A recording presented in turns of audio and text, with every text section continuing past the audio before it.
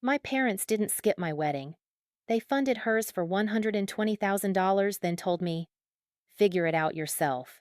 The text came at 11:47 p.m., 3 weeks before my courthouse ceremony. "Can't contribute to your wedding. Already stretched thin from Sarah's." Stretched thin. I'd watched them write checks for her Vera Wang gown, her Napa Valley venue, her live orchestra. $120,000 in 12 months. My budget was $3,200, my savings, my sacrifice. At my reception, I projected both wedding budgets side by side. Hers, $120K, parents' gift. Mine, $3,200, self-funded. 70 guests went silent. My father's business partners saw it. Mom's entire garden club. The math was undeniable. Someone's aunt posted the comparison. 890,000 shares by morning. Every family member who'd called me ungrateful saw the numbers. Then Mom's phone started ringing from everyone who'd attended Sarah's $120K fairy tale. But I'm getting ahead of myself. Let me take you back to where this really started. The invitation arrived on cream-colored cardstock thick enough to use as a coaster. Sarah's wedding invitation. I held it under my apartment's fluorescent kitchen light, reading the embossed gold lettering that probably cost more than my monthly rent.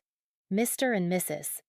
Robert Hartwell requests the honor of your presence at the marriage of their daughter, Sarah Michelle Hartwell, to Christopher James Morrison, Castello di Amorosa, Napa Valley, black tie optional. I flipped it over. No price tag, obviously. But I knew. The family group chat had been exploding for months with updates. Mom sending photos of venue tours, Dad joking about taking out a second mortgage, Sarah posting her Vera Wang dress appointment with 17 heart emojis, and buried somewhere in that endless scroll of messages was the number that made my stomach twist every time I thought about it. $120,000. $120,000 for a single day. I set the invitation on my kitchen counter next to the other piece of mail I'd received that week, a payment reminder from my student loan servicer. $847 due by the 15th. I'd been paying that amount every month for 3 years since graduation. I'd be paying it for 7 more. My phone buzzed. The family group chat again. "Mom, Sarah's final fitting is tomorrow. Can't believe our baby girl is getting married. So proud. Dad, worth every penny to see her happy. Sarah, you guys are the best parents ever. I love you so much." I scrolled past without replying. I'd learned that silence was safer than participation. Anything I said would either be ignored or turned into evidence of my jealousy. "Why can't you just be happy for your sister?" Mom had asked the last time I dared to comment. That was 4 months ago when I'd pointed out that $8,000 seemed excessive for flowers. My fiancé Alex walked into the kitchen, still in his scrubs from his shift at the hospital. He saw the invitation immediately. "That came today?" I nodded. He picked it up, examined it, set it back down. "Have you told them yet?" "Told them what?"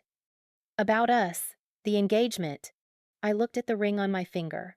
A simple sapphire surrounded by tiny diamonds, Alex's grandmother's ring. It was beautiful. It was meaningful. It had cost nothing because it was an heirloom, but I would have chosen it, even if we'd had unlimited money. We'd been engaged for 2 months. My parents didn't know. "I was going to tell them at Sunday dinner," I said. But Sarah announced her bridesmaid dress colors, and it took up the entire conversation. Alex kissed the top of my head. "You know we don't need their money, right? We're doing this our way." Our way meant the courthouse, meant a backyard reception at Alex's parents' house, meant a budget of $3,200 that I'd been saving for the last year from my teaching salary. Every dollar accounted for. Every expense justified. $50 for marriage license. $300 for my dress from a boutique consignment shop. $800 for catering from a local restaurant. $200 for a photographer friend who was giving us the mate rate. $400 for flowers from Costco. The rest for cake, decorations, rentals, and contingencies. It wasn't Napa Valley. It wasn't a castle winery. It wasn't $120,000. But it would be ours. I know, I said. I want to tell them the right way. What I didn't say, I wanted them to care. I wanted them to react with even a fraction of the enthusiasm they'd shown for Sarah. I wanted proof that I mattered too. I told them 3 days later. Sunday dinner at their house in the suburbs. The house I'd grown up in. 4 bedrooms, manicured lawn, Robert Hartwell, architect engraved on Dad's home office door. Mom's real estate awards lined the hallway. Sarah's college graduation photo hung above the fireplace cap, gown, honors cords, that perfect smile. My graduation photo was in the hallway. Smaller frame. Eye level if you were 5'2". We were halfway through Mom's pot roast when I cleared my throat. Alex and I have some news. 4 pairs of eyes turned to me. Mom, Dad, Sarah, Sarah's fiancé, Christopher. I held up my left hand. The sapphire caught the dining room light. We're engaged. Silence. 3 full seconds of silence. Then Mom blinked. Oh, that's wonderful, honey. Congratulations. That was it. Wonderful. Honey, congratulations. The same tone she used when I told her I'd deep cleaned my apartment or finished a book. Dad nodded. Good for you, Maya. Alex is a good guy. Sarah squealed. Oh my God, let me see the ring. That part was genuine. Sarah grabbed my hand, examined the ring, complimented it. But even her excitement felt like overflow energy from her own wedding planning. She was in bride mode. Everything was weddings. I was just joining the club. When are you thinking? Mom asked. Next year? Year after? July, I said. This July, 3 months from now. Mom's fork paused halfway to her mouth. This July? That's very soon. We don't want a long engagement. Well, Mom set down her fork. I suppose you'll want help with planning? I still have the vendor contact list from Sarah's. We're doing courthouse, I said. Small reception at Alex's parents' house. We've got it handled. I watched my mother's face rearrange itself. Relief, I realized. She was relieved. Oh, she said. Well, that's very practical. Practical. The word she used when she meant cheap. Dad reached for the rolls. Sounds like you've got a plan. Let us know if you need anything. The conversation moved on. Sarah's bachelorette party in Scottsdale. The rehearsal dinner menu. Whether the wedding favors should be candles or succulents. I sat there, ring on my finger, engaged for 2 months and announced for 30 seconds, and listened to my family spend 45 minutes debating guest book alternatives. Alex's hand found mine under the table. Later, in the car, he asked if I was okay. I'm fine, I said. You're not fine. I'm engaged to you. That makes me better than fine. He didn't push. That was one of the reasons I loved him. He knew when to push and when to just hold space. But that night, lying in bed, I couldn't stop thinking about the way my mother's shoulders had relaxed when I said courthouse. The way my father had immediately gone back to his dinner. The way my engagement had been a footnote in the ongoing saga of Sarah's perfect wedding. I told myself it didn't matter. I told myself I didn't need their approval or their money or their attention. I told myself a lot of things that spring. And then, 3 weeks before my courthouse ceremony, my phone lit up with a text at 11:47 p.m. Mom, Maya, I need to talk to you about your wedding. Call me tomorrow. I called the next morning. Hi, honey, Mom said. Her voice had that apologetic edge I'd heard before, the tone that preceded disappointment. I wanted to talk to you about contributing to your wedding. My heart jumped. Stupid, traitorous hope. We've been looking at our finances, she continued. And with Sarah's wedding expenses, we're just stretched really thin right now. Your father and I talked, and we don't think we can contribute to your wedding. I'm so sorry. But you said you have it handled, right? You're doing courthouse, so it shouldn't be too expensive. The words came at me in slow motion. Stretched thin. Can't contribute. Shouldn't be too expensive. Right, I heard myself say. We've got it handled. I knew you'd understand. You've always been so independent, so practical. There was that word again. We'll be there, of course, Mom added. Wouldn't miss it.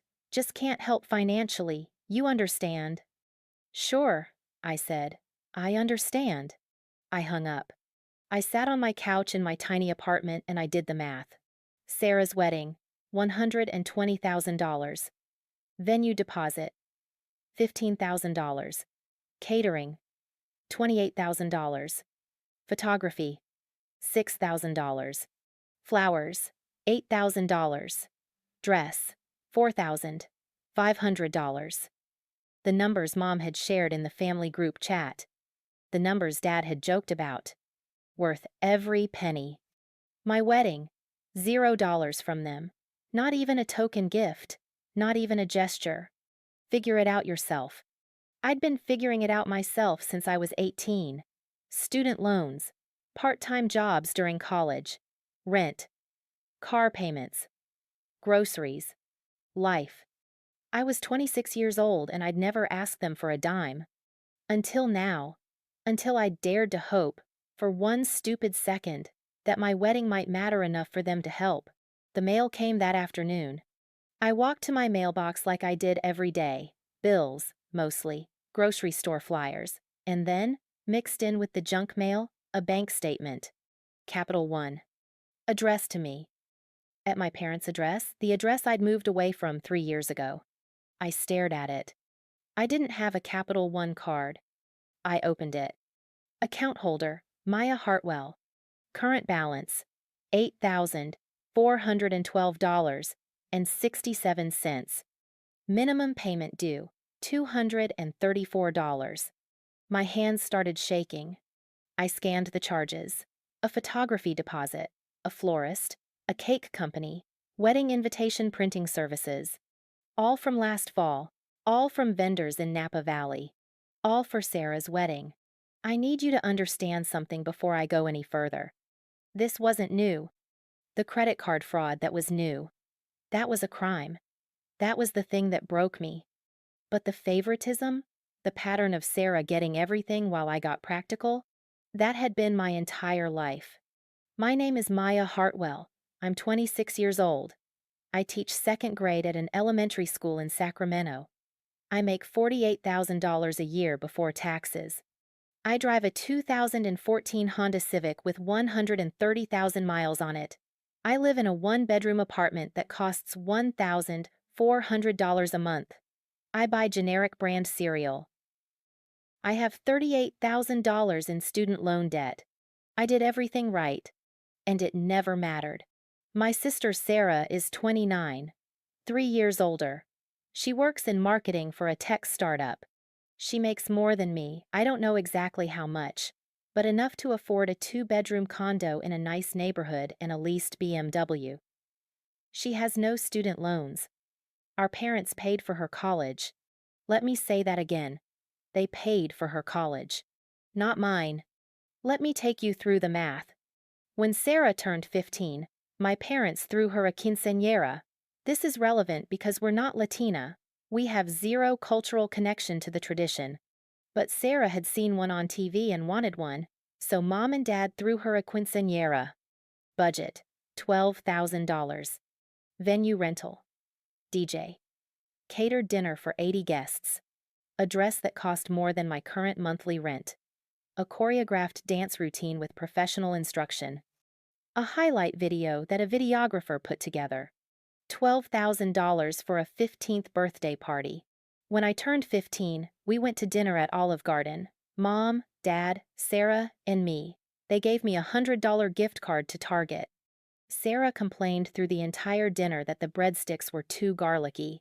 Total cost of my 15th birthday. Maybe $80 for dinner plus the gift card. I remember doing the math even then. $12,100 for Sarah. $180 for me. I told myself it was a one-time thing. Sarah was the firstborn. Maybe they'd been more financially stable then. Maybe by the time I was 15, money was tighter. But then Sarah turned 16. New car. A Honda Accord. Not new, it was 2 years old, certified pre-owned, but it was hers. Title in her name. Insurance paid for a year up front. They surprised her with it in the driveway with a bow on the hood like a commercial. When I turned 16, I got my license and started driving Dad's old pickup truck, the one he was about to trade in anyway. I paid for my own gas. I paid my own insurance by working weekends at Target. Sarah was 17 when she went on a month-long summer trip to Europe. Educational tour, Mom called it. 15 countries. Art and history and culture. They paid for the whole thing. $6,000. I was 17 when I worked full-time that summer at Target to save money for college. I didn't go anywhere. I had $2,100 in my savings account by August, and I thought I was rich. Sarah went to UC Berkeley. Tuition, room, board, all covered by Mom and Dad. She graduated in 4 years with a degree in communications and zero debt. She studied abroad in Spain her junior year. That cost extra. They paid for it. I went to Sacramento State. I got a partial academic scholarship that covered about 60% of tuition. I worked 20 hours a week at the campus library. I lived at home my first 2 years to save money. My last 2 years, I had roommates in a house where the heat barely worked.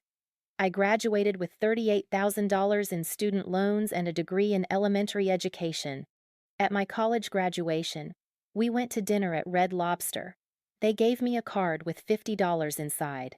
At Sarah's college graduation, they took her to a steakhouse in San Francisco and gave her a check for $5,000 to start her adult life. I'm not saying any of this to sound bitter. I'm saying it so you understand that the credit card fraud wasn't an isolated incident.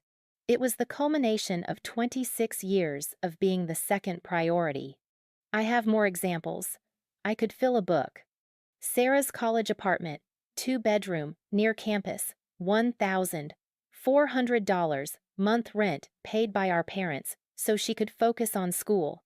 My college housing, shared room in a house with 5 other people, $450. Month that I paid myself by working and taking out extra loans. Sarah's spring breaks, Cabo, Miami, Cancun, funded by Mom and Dad because she works so hard. My spring breaks. Worked double shifts at Target. Saved money. 1 year I had bronchitis and still went in because I needed the hours. Sarah got a new laptop her freshman year of college. MacBook Pro. Top of the line.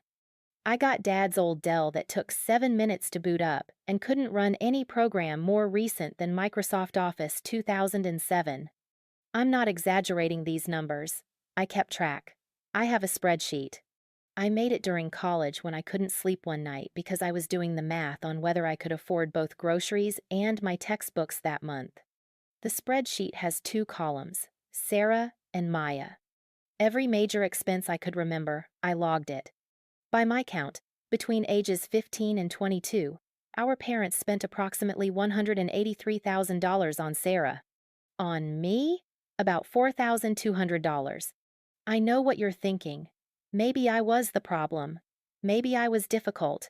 Maybe I didn't ask for help. Let me address that. I was valedictorian of my high school.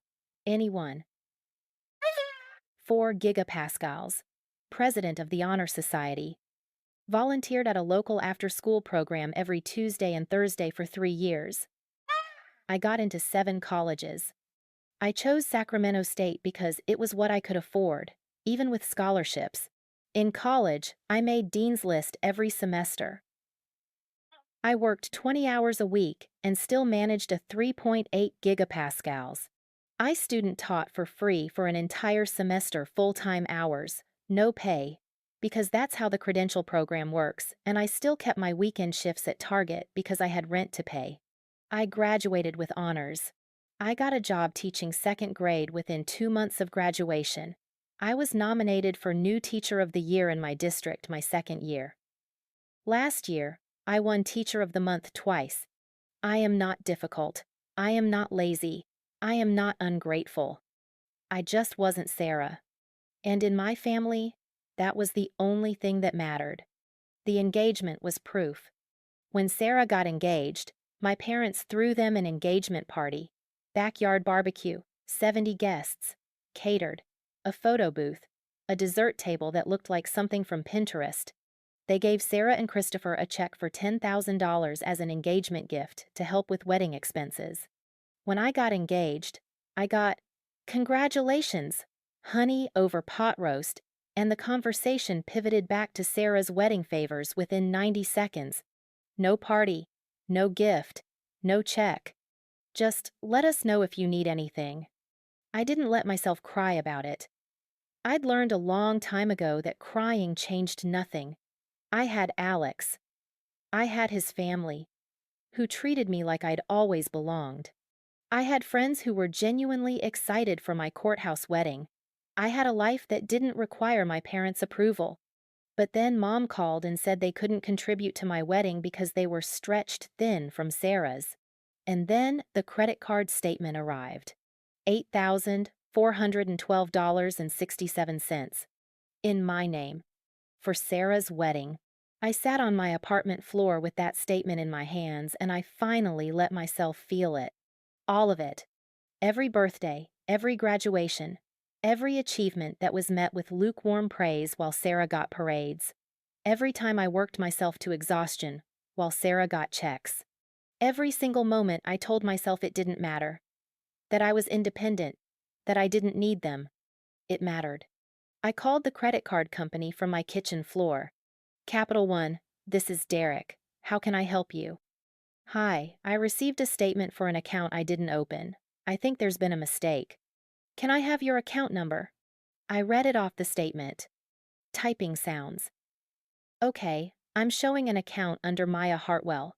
Is that you? That's my name, but I never opened this account. Let me check the application date. Looks like this account was opened on October 14th of last year. Do you recall applying for a card around that time? No, I definitely didn't. More typing. I see there's a co-signer on the account. Linda Hartwell, do you know her? My stomach dropped. Linda Hartwell. My mother. That's my mom. Okay. So it's possible she opened the account with your information as an authorized user or joint account holder. Do you want to dispute the charges? I didn't authorize this. She didn't ask me. Then you'll need to file a fraud report. I can transfer you to our fraud department, but I need to let you know if the co-signer is a family member and you file a fraud report, it becomes a legal matter. You'd potentially need to file a police report as well. She used my name without permission. I understand, but because she's listed as co-signer, the system shows the account as legitimate unless you formally dispute it. If you want to proceed, I can transfer you now. I sat there on my kitchen floor, phone pressed to my ear, and I made the decision. Transfer me. Sarah's bridal shower was on a Saturday in May at the country club. I almost didn't go. By that point, I'd already found the first credit card statement. I'd already called Capital One. I'd already spent 3 nights lying awake doing the math. How much had they stolen? How long had this been going on? What else didn't I know? But I hadn't confronted them yet. I was gathering evidence. I'd called my bank. I'd requested my full credit report. I was waiting for documents. I was building a case even though I didn't yet know what I was going to do with it. So I went to the bridal shower. I wore a yellow sundress I'd bought on clearance 2 years ago. I brought a gift, a set of mixing bowls from Sarah's registry. $60 that I couldn't afford but bought anyway because that's what you do. I smiled. I hugged people. I played the role of supportive little sister. The country club was decorated in blush pink and gold. 50 women sat at round tables with flower centerpieces that probably cost more than my monthly car payment. There was a mimosa bar. There was a dessert table with macarons and mini cupcakes and cake pops. There was a photo backdrop with Sarah's and Christopher's names in script. My mother was in her element. She floated from table to table in a cream linen dress, playing hostess, accepting compliments on the decorations, on Sarah, on the wedding plans. She hugged guests. She laughed. She was radiant. I sat at a table in the back with two of Sarah's college friends I'd met maybe twice and an aunt I barely knew. The gift opening was the main event. Sarah sat in a designated chair at the front of the room, white wicker throne, basically with Mom standing beside her holding a clipboard to track who gave what. Christopher's mom sat on Sarah's other side. It was very coordinated, very proper. Sarah opened gifts one by one, kitchen gadgets, picture frames, personalized cutting boards. She smiled at each gift, read the card aloud, thanked the giver by name. Mom wrote everything down. The guests oohed and ahed. Halfway through, Mom reached for an envelope from the gift table. "This one's from me and Robert," she announced. The room quieted. Sarah opened the envelope. Her eyes went wide. Oh my God. She pulled out a card. Inside was a check. She didn't read the amount aloud, but she held up the check so Christopher's mom could see, and I watched both of them react with gasps. "Are you serious?" Sarah's voice cracked. "Mom, this is too much." "Nothing is too much for you, sweetheart." Mom's eyes were shining. "Your father and I want you to have the honeymoon of your dreams." Sarah stood up and hugged Mom. Half the room was crying. Someone started clapping. I felt like I was watching a movie. Later, during the cake service, Sarah's maid of honor whispered to me, "Did you hear how much they gave her?" "No." $15,000 for the honeymoon. They're going to Bora Bora for 2 weeks. $15,000. I smiled. I nodded. I ate my slice of cake, and it tasted like cardboard. The shower ended around 3 p.m. Guests filtered out. I helped clean up because that's what you do when it's your sister's party and your mom is busy saying goodbye to everyone. I was carrying a stack of plates to the country club kitchen when I needed to use the bathroom. The main restroom was occupied, so I went to the smaller one near the manager's office. I pushed open the door, set down the plates on the counter, and that's when I saw it. A purse, left on the sink counter. Mom's purse. It was open. She must have been in here earlier, freshening up her makeup or something, and forgotten to zip it closed. I wasn't snooping. I swear I wasn't snooping. But the purse was open, and sitting right on top, visible, was a stack of mail. And the top piece of mail was a credit card statement. Capital One. I recognized the logo. My hands moved before my brain caught up. I picked it up. Account holder, Maya Hartwell. But this wasn't the statement I'd received. This was more recent. Current billing cycle. I scanned the charges. $3,200 final payment to wedding photographer. $2,100 final payment to florist.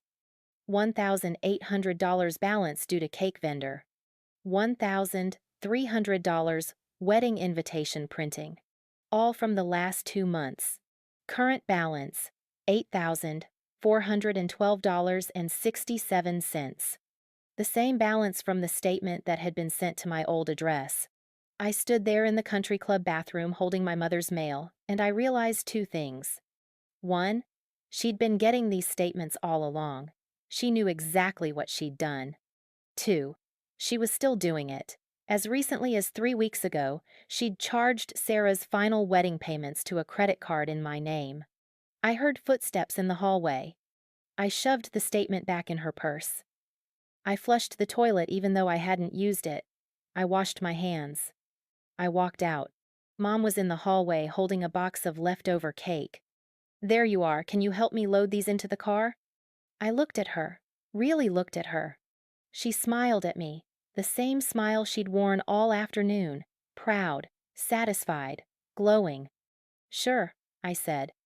We loaded 6 boxes of leftover desserts into her car. Sarah came out and hugged me goodbye. "Thanks for coming, Maya. Love you." "Love you too." Mom hugged me last. "We'll see you next week at the final dress fitting, right?" "I'll be there." I drove home in silence. Alex was at work 12-hour shift at the hospital. I had the apartment to myself. I logged into my laptop and pulled up my credit report. The one I'd requested 3 days earlier had finally come through. I opened it. 3 credit cards, all in my name. Capital One, $8,412.67. Chase Sapphire, $9,234.50. Discover, $6,011.23. Total, $23,658.40. $23,658.40. Charged to my name, to my credit, to my future. For my sister's wedding. I clicked through each account. Dates opened. October, August, June of last year. Right after Sarah got engaged. I pulled up my email. Searched for anything from those banks. Nothing. Of course nothing. They'd used my parents' address. The address I'd moved away from 3 years ago but was still listed on my driver's license as my permanent address because I'd never bothered to update it. Every statement had gone to their house. Mom had been opening my mail for a year. I pulled up my texts with Mom. Scrolled back. Found it. July of last year, 3 months before the first card was opened. Mom, hey honey, I need your SSN for the health insurance update. Your dad's company is making us re-verify all dependents. I'd sent it. No questions asked. August. Mom, what's your current address? I need it for tax paperwork. I'd sent my parents' address the permanent one on my license because I'd thought she meant for tax forms. October. Mom, can you confirm your birth date for me? There's a discrepancy on a form and I want to make sure I have it right.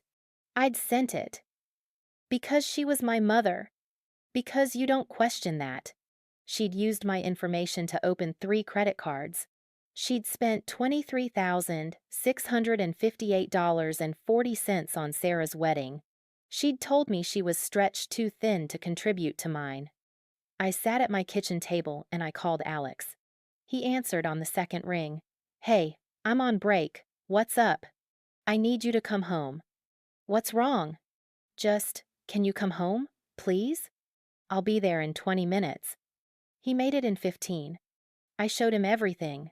The credit report, the statements, the texts where she'd asked for my information, the timeline I'd been building. Alex read through it all in silence. Then he looked at me.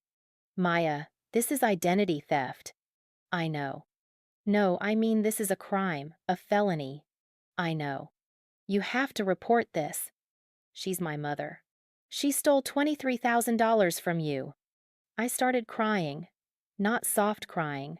The kind of crying where you can't breathe, where your chest feels like it's caving in, where years of swallowing everything finally force their way up and out. Alex held me on our couch until I stopped shaking. What do you want to do? He asked. I don't know. Do you want to confront her? I don't know. Do you want to report it? I don't know. He pulled back to look at me. What do you know? I wiped my face. I know she did this on purpose. I know she's been lying to me for a year.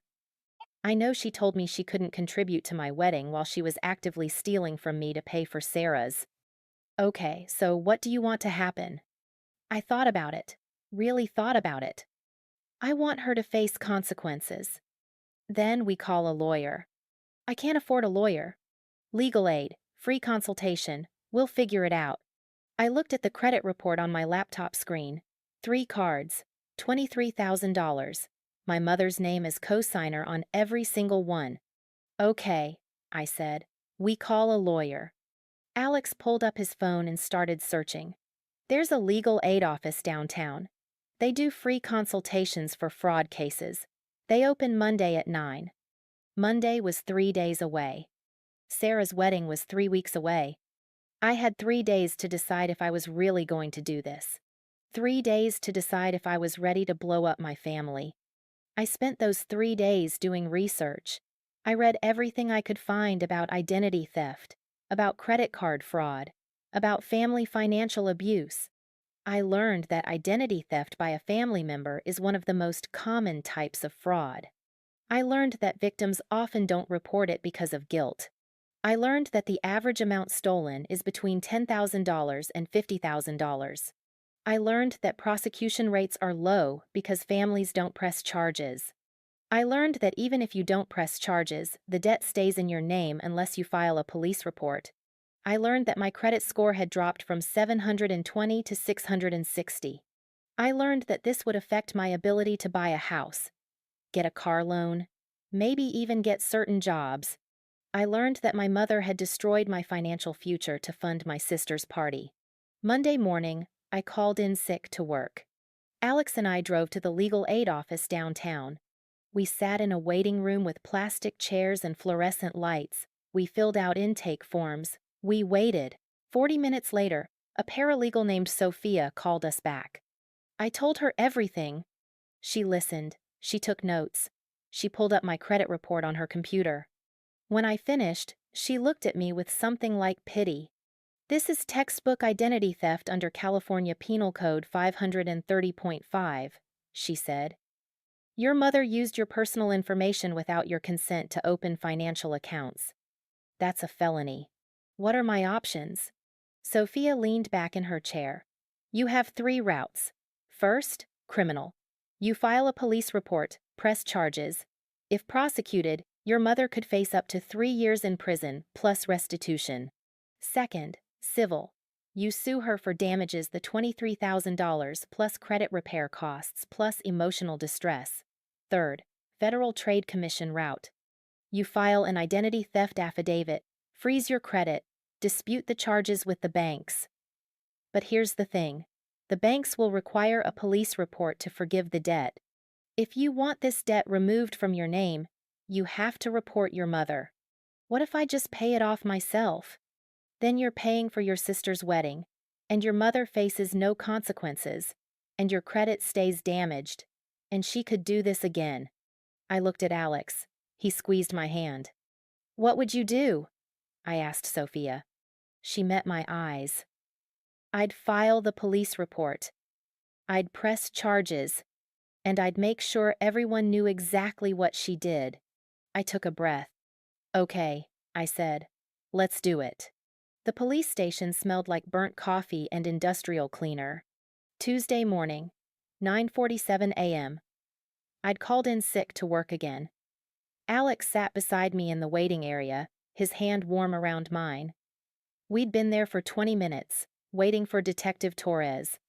I had the purple binder on my lap, everything organized: credit reports, bank statements, printed emails, screenshots of text messages where Mom had asked for my social security number, my address, my birth date. Evidence. That's what Sophia had called it. Not family drama, not a misunderstanding. Evidence of a crime. Maya Hartwell? I looked up. A woman in her mid-40s stood in the doorway. Detective Lisa Torres. She wore plain clothes, dark jeans, a blazer, badge clipped to her belt. "That's me. Come on back." We followed her through a maze of desks to a small interview room. Gray walls, table bolted to the floor, a camera in the corner with a blinking red light. "You can sit," Detective Torres said. She sat across from us, pulled out a notepad. "So, you're here to file an identity theft report?" "Yes." "Walk me through it." I opened the purple binder. My hands were steady. I'd practiced this. 3 weeks ago, I received a credit card statement in my name. I never applied for the card. I called the company Capital One, and they told me it was opened in October of last year, with my mother listed as co-signer. I slid the first statement across the table. Detective Torres picked it up, scanned it. "I requested my full credit report." I continued. "There are 3 cards total, all opened between June and October of last year, all in my name, all without my knowledge or consent." I passed over the credit report, the chase statement, the discover statement. Torres reviewed each document in silence. "Total fraudulent charges?" she asked. $23,658.40. She wrote that down. "And you're certain you didn't authorize these accounts?" "I'm certain." "When did you first become aware?" 3 weeks ago, May 2nd. I received the Capital One statement at my apartment. Why did it take this long to report? I took a breath. Because the person who did this is my mother, Linda Marie Hartwell. I needed time to process it and to gather evidence. Torres looked up from her notes. Your mother. Yes. And you're sure it was her, not identity theft by a stranger? She's listed as co-signer on all 3 accounts, and I have proof she requested my personal information. I slid over the printed text messages. Here, July through October of last year. She asked for my social security number, my address, my birth date. She told me it was for health insurance and tax forms. I sent it to her because she's my mother. Torres read through the texts. Her expression didn't change, but something shifted in her posture. She'd seen this before. What were the charges for? She asked. My sister's wedding. All of them. Photography deposits, florist payments, cake, invitations, catering. I paused. My sister got married in 3 weeks. The wedding costs $120,000. My parents are paying for all of it. These credit card charges were part of how they funded it. Does your sister know? I don't think so. Does your mother know you found out? Not yet. Torres set down her pen. Okay. Here's what happens next. I'm going to take your statement official, recorded. I'll assign this a case number. We'll investigate, which means I'll contact the credit card companies, verify the applications, request the original documentation. If everything checks out the way you're presenting it, and based on what I'm seeing here, we'll move forward with charges. What kind of charges? Identity theft under California Penal Code 530.5. It's a felony. If convicted, your mother could face 16 months to 3 years in state prison, plus restitution for the full amount. Prison. My mother. In prison. I must have looked pale because Alex squeezed my hand. Torres leaned forward slightly. I need you to understand something. Once I file this report, it's out of your hands. This becomes a criminal investigation, the state prosecutes. Not you. You can't drop the charges later if you change your mind. Are you prepared for that? Yes. Family cases are hard. I've worked dozens of them. Parents stealing from their kids, siblings forging documents. It's always ugly. Are you sure? I thought about the text message. Can't contribute to your wedding. Already stretched thin. I thought about $15,000 for Sarah's honeymoon.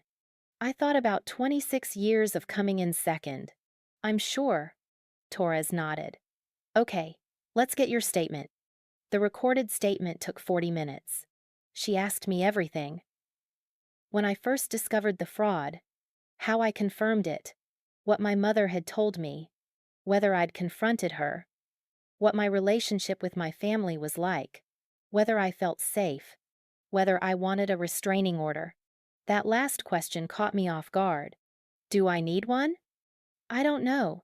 Do you think your mother would retaliate if she found out you reported her?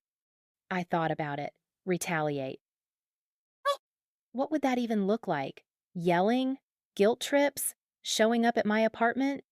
I don't think she'd hurt me physically, I said. But she'll be angry. Angry enough to damage your property? Harass you? Show up at your workplace? I don't know. Think about it, Torres said. If you want a restraining order, we can file for one. You'd be protected by law. She couldn't contact you, couldn't come within 100 yards of you or your home. Alex spoke up. Can we decide that later? Sure, but if things escalate, file immediately. Don't wait. Torres turned off the recorder. Okay. I'm assigning this case number 2024 to 8471. I'll contact the banks this week. You should hear from me within 10 days. In the meantime, freeze your credit with all 3 bureaus. Don't use those cards, obviously, and consider telling your family before they hear it from me. My stomach twisted. You're going to contact my mother? Not immediately, but yes, eventually. She'll be notified of the investigation. When? Probably within 2 weeks. 2 weeks. Sarah's wedding was in 3 weeks. Is there any way to delay that? I asked. Just until after my sister's wedding? Torres raised an eyebrow. You want to delay the investigation so your sister can have her wedding? I don't want to ruin her day. Your mother ruined your financial future to pay for her day. She was right. I knew she was right. But Sarah didn't do this. Sarah didn't know. I'll think about it, I said. We left the police station at 11:30 a.m. I sat in the passenger seat of Alex's car and I stared at the paperwork Torres had given me. Incident report. Case number. Her business card. Victim resources pamphlet. Victim. That's what I was now. Officially. Are you okay? Alex asked. I don't know. Do you regret it? No. I don't know what happens next. What do you want to happen next? I looked at the paperwork. Case number 2024 to 8471. I want to know how deep this goes. I went back to work Wednesday. My second graders were doing a unit on butterflies. Life cycles. Metamorphosis. The symbolism wasn't lost on me. I taught my lessons. I graded spelling tests. I supervised recess. I smiled at parents during pickup. And then I went home and I became a detective. Alex was on night shift at the hospital, so I had the apartment to myself.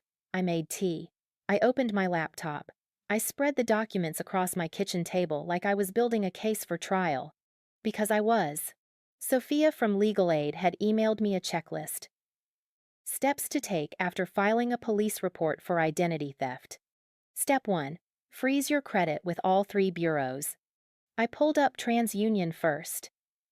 Created an account. Requested a credit freeze. They asked me security questions. Previous addresses. Loan amounts. Account opening dates. I answered them all. Freeze confirmed. Equifax. Same process. Freeze confirmed. Experian. Freeze confirmed. My credit was now locked. No one could open new accounts in my name. Not even me. It felt like putting a deadbolt on a door after someone had already robbed you. Step 2. Dispute the fraudulent accounts with each credit card company. I called Capital One first. 20-minute hold. Elevator music. Finally, a representative. I need to dispute charges on my account. The account was opened fraudulently. Account number? I read it off. And you're saying you didn't open this account? Correct. Someone used my identity without my permission. Do you have a police report? Yes. Case number 2024 to 8471. Typing sounds. Okay, I'm filing a fraud dispute. You'll need to send us a copy of the police report and a signed affidavit. I'm emailing you the forms now. Once we receive them, we'll investigate. The process takes 30 to 60 days. What happens to the charges in the meantime? They stay on your account until the investigation concludes. If we determine the account was fraudulent, the balance will be forgiven and the account will be closed. And if you don't determine that, then you're responsible for the balance. I hung up and immediately called Chase. Same conversation, same process. Then Discover. Same. By 8 p.m., I'd filed 3 fraud disputes, emailed 9 documents, and signed 4 affidavits. My kitchen table looked like a law office. I made more tea, sat back down. Step 3. Review your full credit history for other unauthorized activity. I pulled up my credit report again. This time I went line by line. Hard inquiries every time someone checks your credit for a loan or card application. I had 7 hard inquiries in the past year. 3 from Capital One, Chase, and Discover. Those I knew about. But there were 4 more. Wells Fargo. Denied. October 2023. Bank of America. Denied. September 2023. Citi. Denied. August 2023. Barclays. Denied. July 2023. My mother had tried to open 7 credit cards in my name. 4 had been denied, probably because my credit wasn't good enough or my income couldn't be verified. But 3 had been approved. She'd kept applying until she got what she needed. I stared at the screen. 7 applications. 7 times she'd used my social security number, my name, my identity. This wasn't a mistake. This wasn't desperation. This was systematic fraud. I grabbed my phone and called Sophia. She answered on the third ring. Legal aid, this is Sophia. It's Maya Hartwell. I filed the police report yesterday. Good. How are you holding up? I found more. 4 additional credit card applications, all denied, but she tried 7 times total. Silence. Then, forward me that credit report. I want to add it to your file. What does this mean? It means this wasn't impulsive. It means she planned it. Applied multiple times. That's premeditation. It strengthens the criminal case. Premeditation. My mother had planned to steal from me.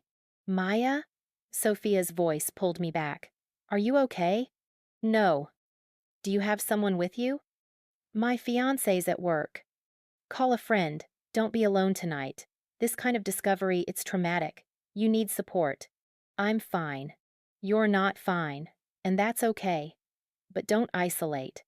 I promised I'd call someone. I hung up. I didn't call anyone. Instead, I went back to the credit report. I looked at the dates again. July 2023. August. September. October. My sister got engaged in June 2023. The first credit card application was 1 month later. I pulled up my text messages with my mom, scrolled back to June.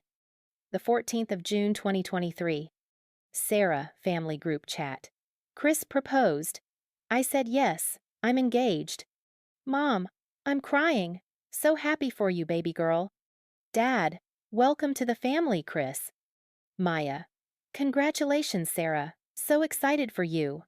The 18th of June 2023. Mom, to me, private.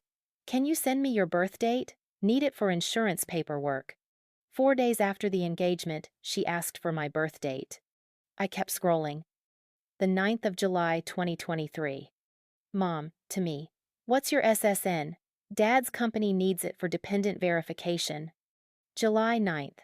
The first credit card application was July 15th. 6 days later. The 3rd of August 2023. Mom, to me. Can you confirm your current address? Need it for tax forms. August 3rd. Next application. August 10th.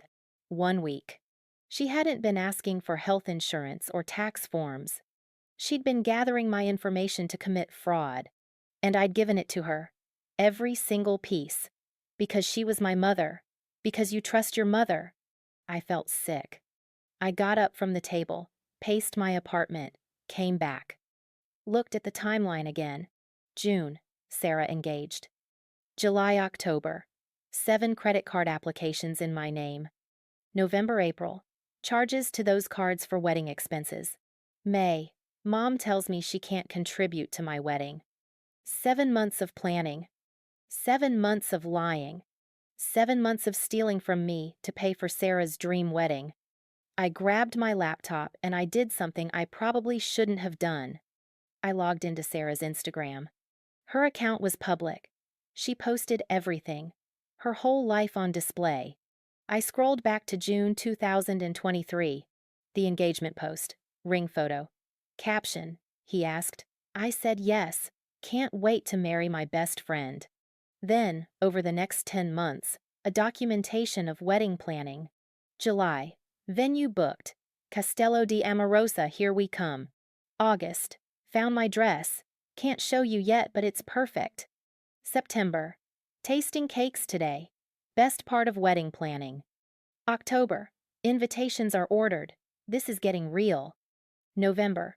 Photographer deposit paid. 1 step closer. Every post was a milestone.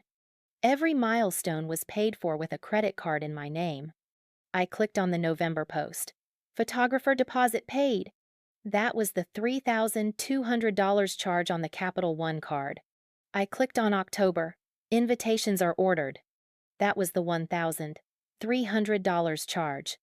I could match every Instagram post to a line item on my credit card statements. My sister had been posting her joy while my mother had been destroying my credit. And Sarah had no idea. I closed Instagram, closed my laptop, sat in my kitchen in the dark. My phone buzzed. Alex, how are you doing? Me. I found 4 more credit applications, all denied. She tried 7 times. Alex. Jesus Christ. Alex, I'm coming home. Me. You're working. Alex. I'll tell them it's an emergency. Me. It's not an emergency. I'm fine. Alex. You're not fine. He was right. I wasn't fine. Me. Come home when your shift ends. I'll still be here. Alex. I love you. Me. I love you too. I set down my phone, looked at the documents spread across my table. Credit reports, statements, text messages, Instagram posts. Evidence. I had enough to bury her. The question was, did I want to? Thursday morning I woke up to an email from Chase. Asterisk asterisk. Subject fraud investigation update. Account asterisk asterisk. 7,392. Dear Miss Hartwell, thank you for reporting fraudulent activity on your account. We have reviewed your dispute claim and the supporting police report, case #2024 to 8,471. Our initial investigation confirms that the account was opened using your personal information without proper authorization verification. We are closing this account effective immediately. The outstanding balance of $9,234.50 has been forgiven. This account will be removed from your credit report within 30 days. Please allow 6 to 8 weeks for your credit score to reflect this change. I read it 3 times. Balance forgiven. Account closed. It was real. They believed me. I immediately checked my email for the other 2 banks. Nothing from Capital One yet. Nothing from Discover. But Chase had confirmed it. This was fraud. This was real. I forwarded the email to Detective Torres and Sophia. Then I did something I'd been avoiding. I opened a blank spreadsheet. Titled it, Timeline of Theft. I was going to document everything, every application, every charge, every lie, every text message, every Instagram post. I was going to build a timeline so detailed that there would be no room for denial. Column A, Date. Column B, Event. Column C, Evidence. Column D, Amount, if applicable. I started at the beginning. The 14th of June 2023, Sarah engaged Instagram post. Family group chat, $0.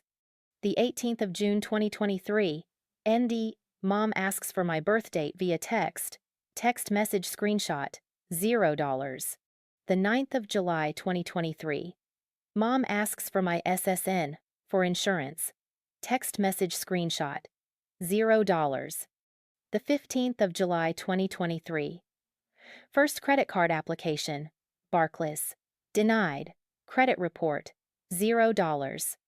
The 22nd of July 2023, second application, Citi, denied, credit report, $0.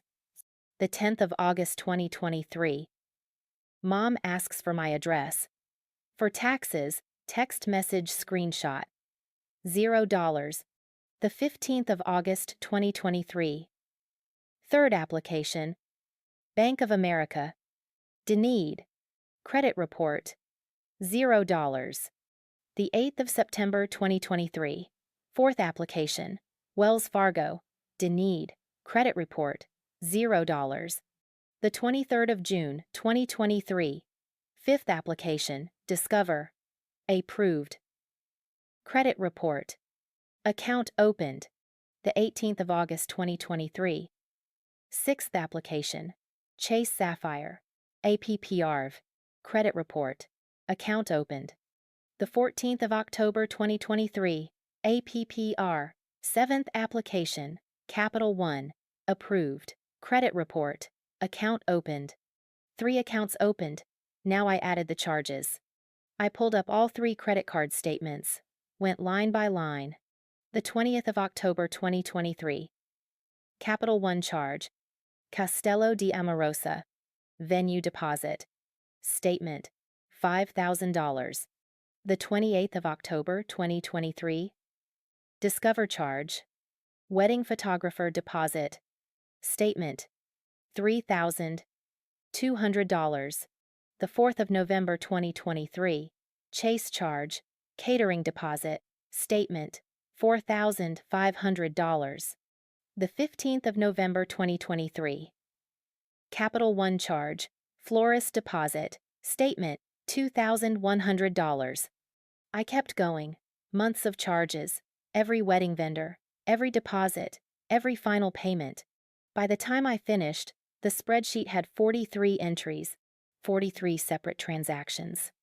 43 times my mother had used my credit card to pay for Sarah's wedding. The earliest charge, the 20th of October 2023. The most recent, the 30th of April 2024. 7 months of systematic theft. I added a summary row at the bottom. Total applications, 7. Total accounts opened, 3.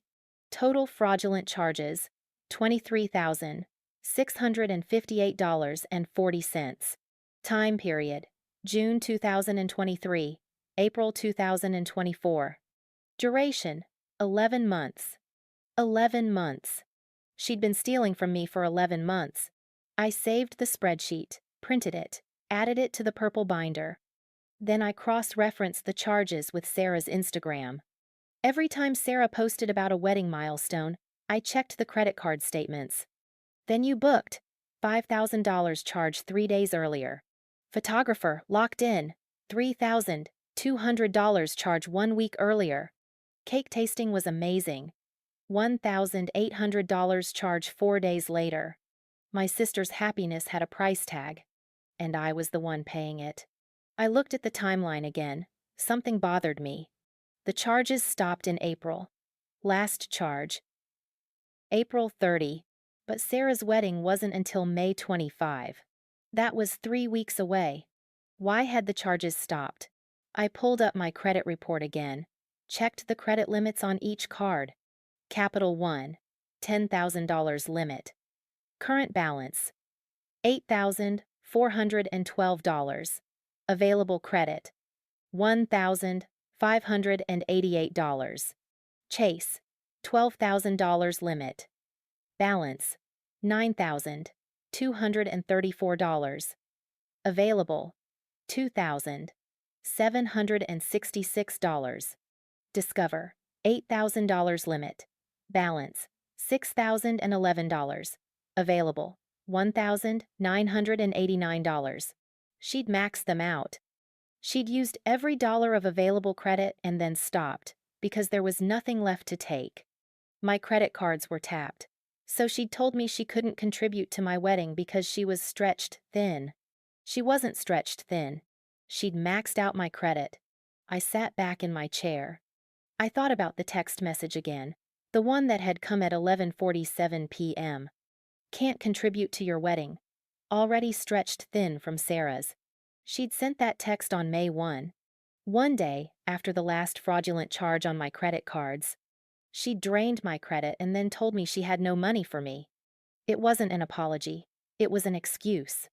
I opened my email and wrote to Sophia.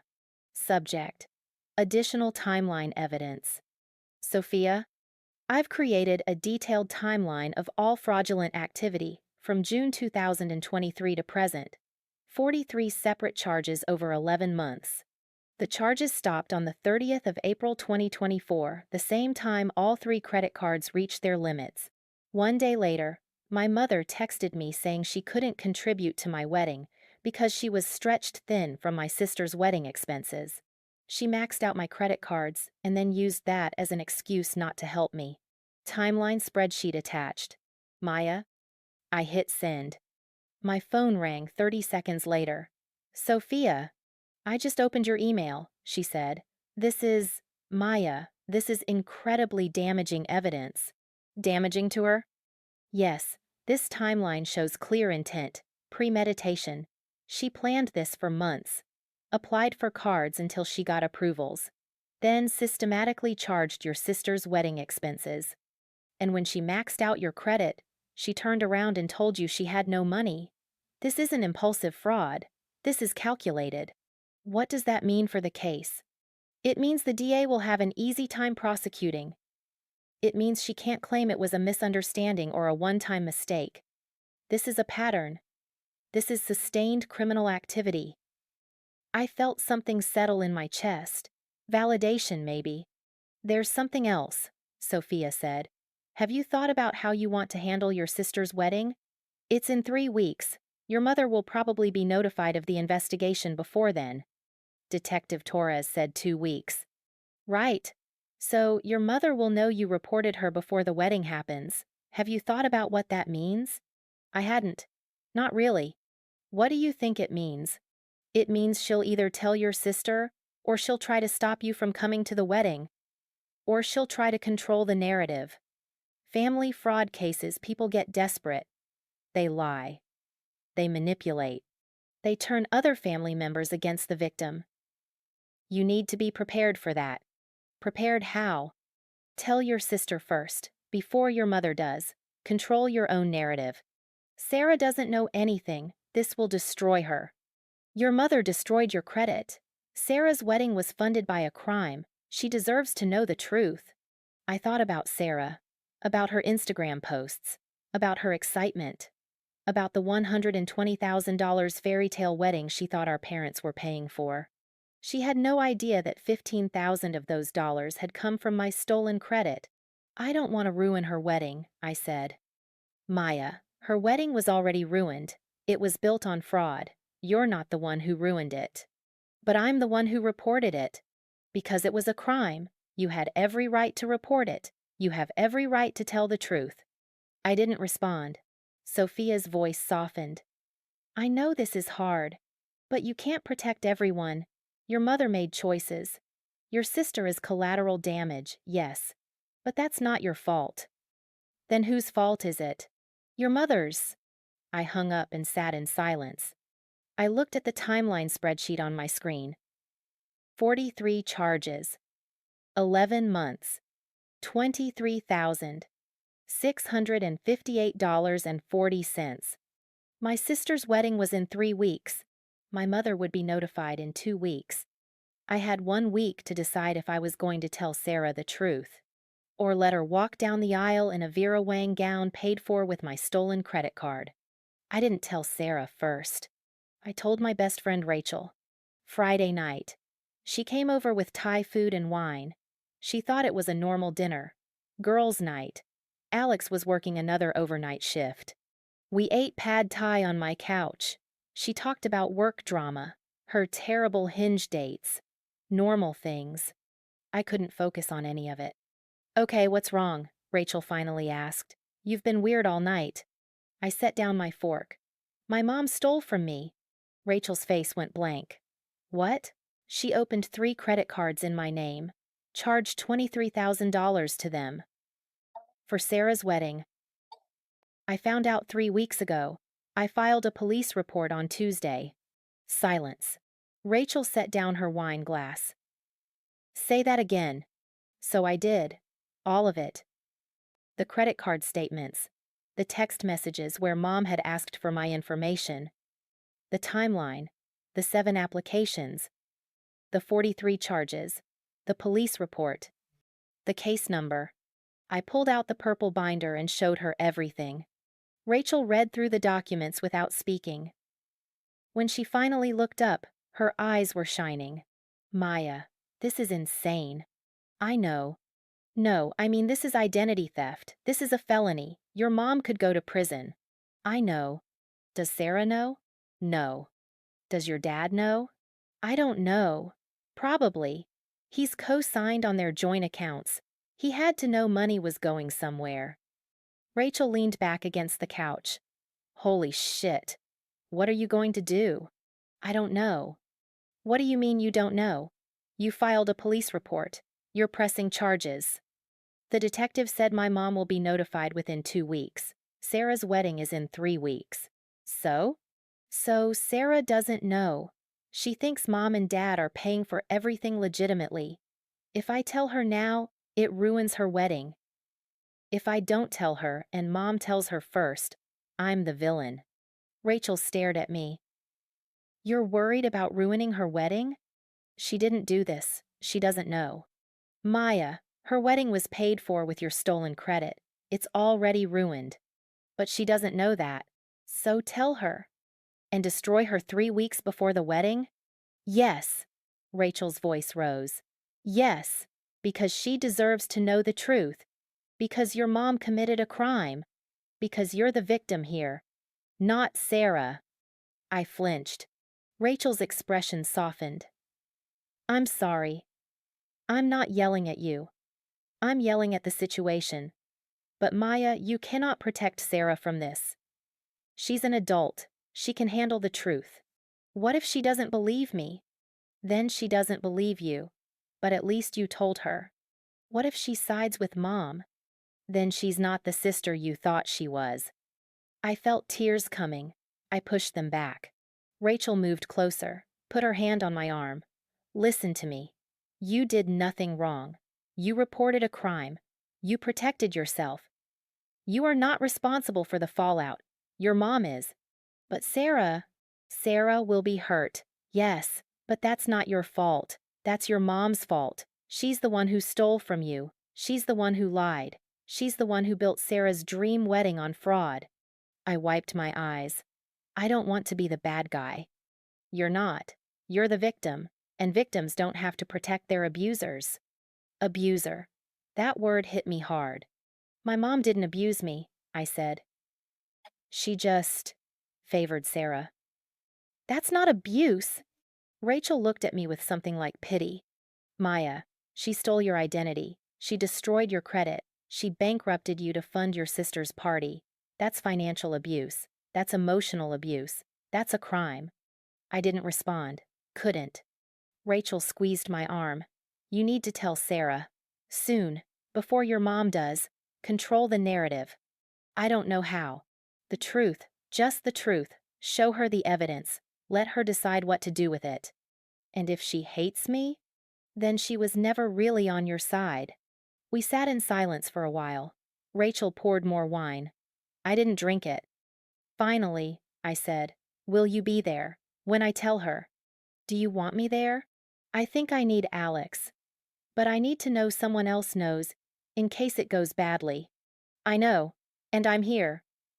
Whenever you need me. She stayed until midnight. We didn't talk about the wedding anymore. We watched a stupid rom-com. We ate ice cream straight from the container. She made me laugh even though I didn't think I could. When she left, she hugged me hard. You're doing the right thing. I know it doesn't feel like it. But you are. I closed the door behind her, and I leaned against it and I let myself cry. Not sad crying, angry crying. Because Rachel was right. My mother had abused me. And I was done protecting her. Saturday morning, Sophia called me. I have news. Good news. I sat up in bed. What? Capital One and Discover both closed their investigations. The accounts are being forgiven. Balances zeroed. Both will be removed from your credit report within 30 days. All 3 cards. Forgiven. $23,658.40. Gone. So I don't owe anything? You don't owe anything. The bank's confirmed fraud. You're clear. I felt something release in my chest. Relief. Validation. What happens now? I asked. Now the banks will likely cooperate with the criminal investigation. They'll provide account records, application documents, anything Detective Torres requests. This strengthens the case against your mother. How strong is the case? Very. You have documentation. Timeline. Bank confirmation of fraud. Police report. Text message evidence of her requesting your information. Multiple denied applications showing intent. This is textbook premeditated identity theft. What's the next step? Detective Torres will finish her investigation probably within a week. Then she'll forward it to the district attorney's office. The DA decides whether to prosecute. What if they don't prosecute? They will. This case is too clean, too documented, and the dollar amount is significant. Over 20,000 triggers felony-level charges. The DA won't pass on this. I took a breath. It's really happening. Your mother will be charged with identity theft, probably within the next 2 to 3 weeks. 2 to 3 weeks. Sarah's wedding was May 25, 3 weeks from today. Sophia. The wedding. I know. Have you told your sister yet? No, but I'm going to. Today. Good. Do it soon, before your mother controls the story. What should I say? The truth. Show her the evidence. Don't apologize. Don't justify. Just state the facts. What happened? What you found? What you did about it? What if she doesn't believe me? Then she doesn't believe 3 banks and a police report. That's her problem, not yours. We talked for a few more minutes. Legal timelines, court procedures, what to expect when charges were filed. When I hung up, I sat on my bed and I stared at my phone. I needed to call Sarah. I texted Alex instead. Me. All 3 credit cards confirmed fraud. Balances forgiven. Case moving forward. Alex. That's amazing. Are you okay? Me. I need to tell Sarah today. Alex. Do you want me there? Me, can you? Alex. I'll leave the hospital in an hour. Meet you at your place. Me. I love you. Alex. I love you. We're doing this together. I got out of bed, showered, made coffee, opened the purple binder and reviewed the evidence one more time. Credit reports, statements, timeline spreadsheet, text messages, bank confirmation emails. 43 charges, 11 months, $23,658.40. Irrefutable. Alex arrived at 11 a.m., still in his scrubs from the night shift. Are you ready? He asked. No. Do you want to wait? No. If I wait, I'll talk myself out of it. Okay, then let's do it now. I called Sarah. She answered on the second ring. Hey, what's up? Are you free right now? I need to talk to you. Yeah, I'm at home. Is everything okay? Can I come over? Sure. Is this about the wedding? Do you need help with something? I'll explain when I get there. Okay. You're kind of scaring me. I'll be there in 20 minutes. I hung up before she could ask more questions. Alex drove. I sat in the passenger seat with the purple binder on my lap. My hands were shaking. You don't have to do this, Alex said. Yes, I do. If it's too hard, it's already hard, but it's the right thing. He reached over and squeezed my hand. We drove to Sarah's condo in silence. Sarah opened the door in yoga pants and an oversized sweatshirt. Her hair was in a messy bun, no makeup. She looked younger without all the bridal glow. Hey, she said. She looked at Alex. You're both here. Okay. Now I'm really worried. Can we come in? I asked. Yeah, of course. We sat in her living room. Cream-colored couch. Teal throw pillows. Framed engagement photos on the wall. Everything Pinterest perfect. Sarah sat across from us in an armchair. What's going on? I opened the purple binder. I need to show you something.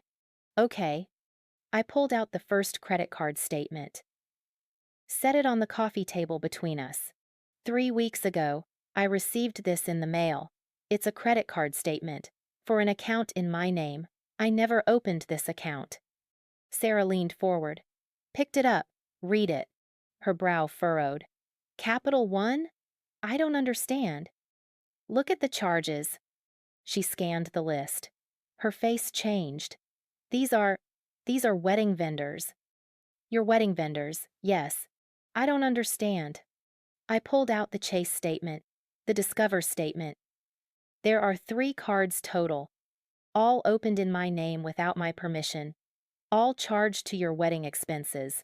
Sarah stared at the statements. Who did this? Mom? Silence. Sarah looked up. What? Mom opened these cards using my personal information. She's listed as co-signer on all 3. She charged $23,000 to them. For your wedding? That's not possible. It is possible. I filed a police report. The banks confirmed it's fraud. The accounts have been closed, and the balance is forgiven. Sarah's face drained of color. You filed a police report? Yes. Against Mom? Against whoever committed identity theft. Mom's name is on the accounts. Maya, this has to be a mistake. It's not. I pulled out the timeline spreadsheet. I documented everything. 7 credit card applications between July and October of last year. 4 were denied. 3 were approved. Then 43 separate charges over 11 months. Here. I handed her the spreadsheet. Sarah read it, line by line. I watched her face. Confusion, disbelief, realization, horror. This can't be real, she whispered. It's real. I have bank confirmation emails. The police have a case number. Detective Torres is investigating. Sarah set down the spreadsheet. Why would Mom do this? To pay for your wedding. But they said they were paying for it. They said they had savings. They didn't. Or they did, but not enough. So Mom used my credit to cover the difference. Did you know about this? Sarah looked at Alex. Not until Maya found the first statement 3 weeks ago, he said. But I've seen all the evidence. It's legitimate. Sarah stood up, paced to the window, turned back. Does Mom know you found out? Not yet. Does Dad? I don't know, maybe. He's on their joint accounts. He had to see money going out. But he never said anything? No. Sarah sat back down. She looked like she might throw up. I can't process this. I know. My wedding, my entire wedding, was paid for with fraud? Not all of it, but about $20,000, yes. $23,000, Sarah corrected. She looked at the spreadsheet again. $23,658.40. She laughed. It wasn't a happy sound. And 40 cents. Jesus Christ. We sat in silence for a moment. Then Sarah said, the invitations, the photographer, the cake, those were all on your credit? Yes. So, when I posted on Instagram about booking vendors, you were celebrating charges to a stolen credit card. Sarah covered her face with her hands. Oh my God, Maya, I'm so sorry. You didn't know. But I should have. I should have asked questions. I should have. She stopped. Looked up. Wait. When did you find out? May 2nd. That was 3 weeks ago. Yes. Why didn't you tell me then? Because I needed to confirm it was real. I needed evidence. I needed to file the police report and talk to lawyers and figure out what to do. You've known for 3 weeks and you didn't tell me? Her tone shifted. Not quite accusatory, but hurt. I wanted to wait until I had all the facts, I said. I didn't want to accuse Mom without proof. But you're accusing her now. I'm not accusing her. I'm showing you documented evidence of a crime she committed. Sarah's jaw tightened. She's our mother. She's a criminal. Don't call her that. That's what she is, legally. She committed identity theft. That's a felony. She made a mistake. 7 credit card applications isn't a mistake. 43 separate charges isn't a mistake. This was planned, Sarah, for almost a year. Sarah stood again. I need you to leave. What? I need time to think. I need to process this. I can't do that with you sitting here. Sarah, please, just go. Alex touched my arm. Come on, let's give her space. I gathered the documents, put them back in the binder. Sarah, I know this is a lot, but the detective is going to contact Mom within the next week or 2. Before your wedding, I wanted you to hear it from me first. You're really going through with this? Pressing charges? I already pressed charges. I filed the report. It's out of my hands now. You could drop it. No, I can't. Once you file a police report for fraud, the state prosecutes. I can't drop it even if I wanted to. Do you want to? I looked at my sister. At her hurt, confused face. At the life she'd built in this perfect condo with her perfect fiancé and her perfect wedding 3 weeks away. "No," I said. "I don't want to drop it." Sarah's eyes filled with tears. "She's going to hate you. She stole from me. I don't care if she hates me. The family is going to fall apart." "Then it falls apart. I'm not protecting a criminal just to keep the peace." Sarah wiped her eyes. "Get out." We left. In the car, I felt numb. Alex drove us back to my apartment. "Are you okay?" She didn't believe me. "Not really. She's going to side with Mom." "You don't know that." She asked me to drop the charges. "She's in shock. Give her time." "We don't have time. The wedding is in 3 weeks." Alex pulled into my parking lot, turned off the car. "Then the wedding happens, and your mom gets charged, and Sarah deals with it.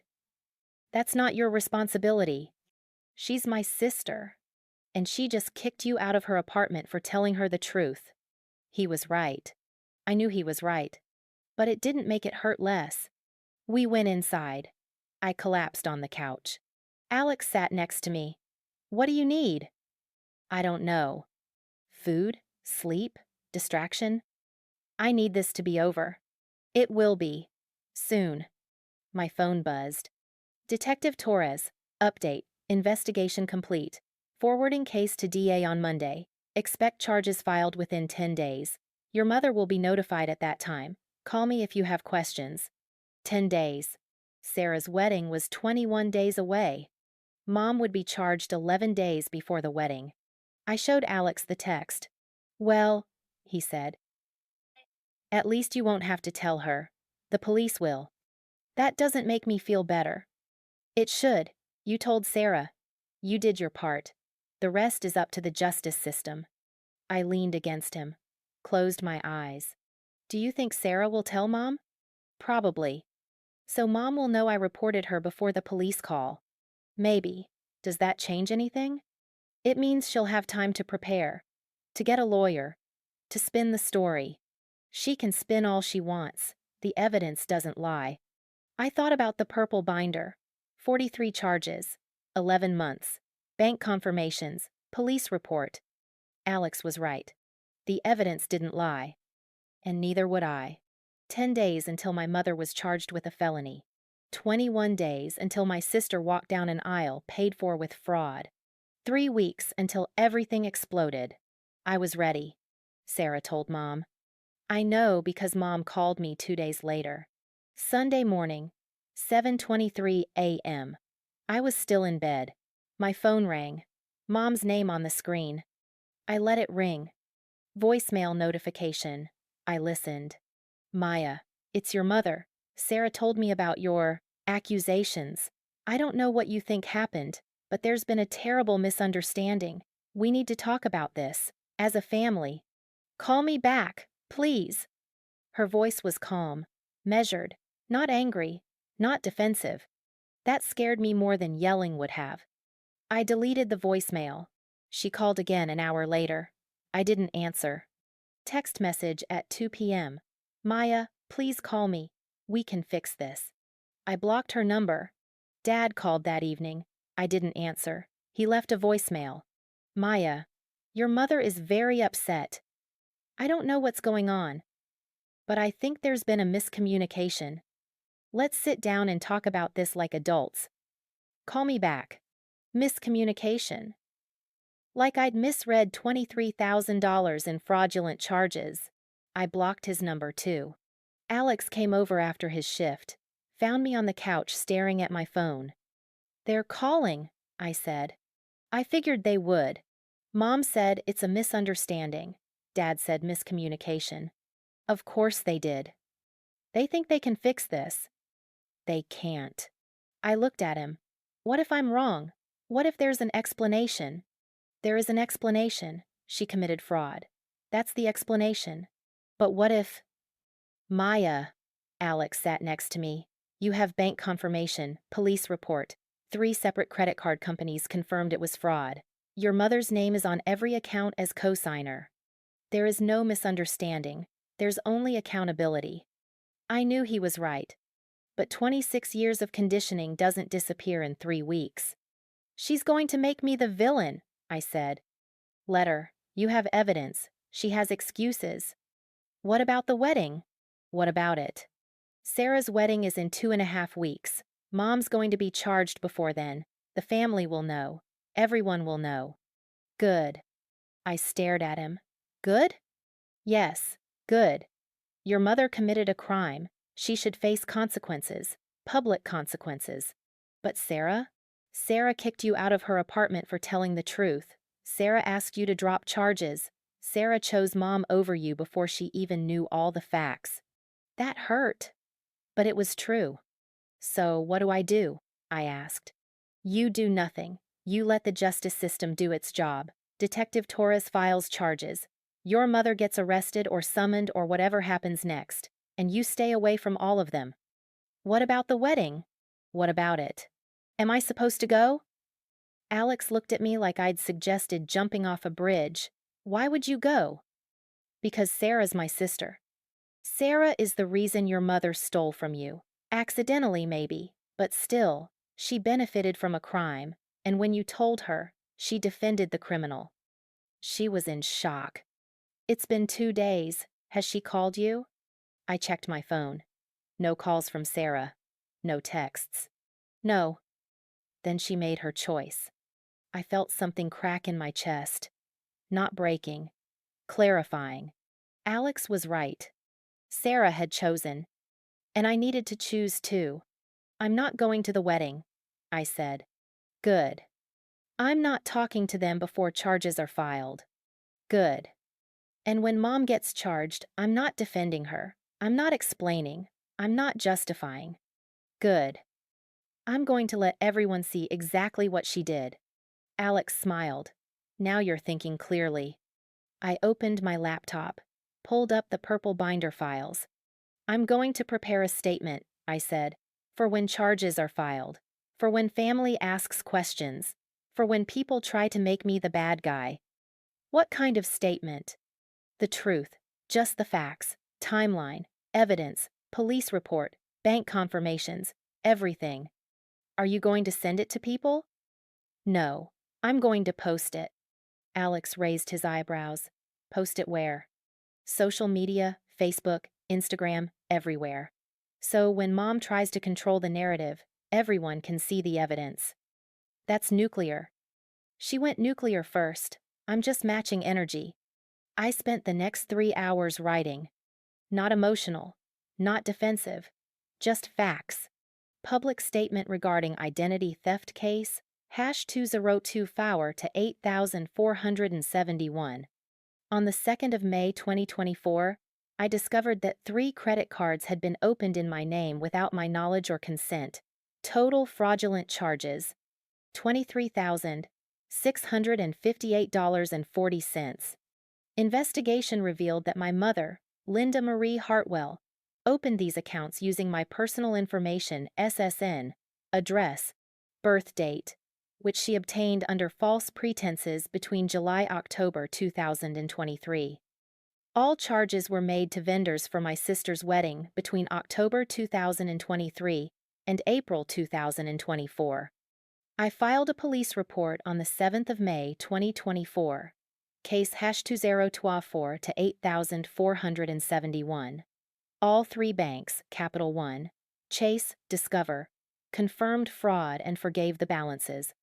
Criminal charges for identity theft under California Penal Code 530.5 are pending. I am sharing this because family members have contacted me asking for my side. This is not a family dispute. This is a criminal case. The evidence is documented, verified, and legally actionable. I did not want this. I wanted a mother who valued me as much as she valued appearances. I wanted to matter. Instead, I got my identity stolen to fund a party I wasn't even financially invited to. I will not be attending my sister's wedding. I will not be in contact with my parents until legal proceedings conclude. I will not be manipulated into silence. If you have questions, the police report is public record. Maya Hartwell. I attached the timeline spreadsheet, Screenshots of the credit card statements with account numbers redacted. The text messages where Mom asked for my information. Bank confirmation emails. Everything. "Are you sure about this?" Alex asked. "Yes. Once you post this, there's no taking it back." "I know." "Your entire family will see it." "Good. Let them see what she did." "When are you posting it?" "When charges are filed, not before.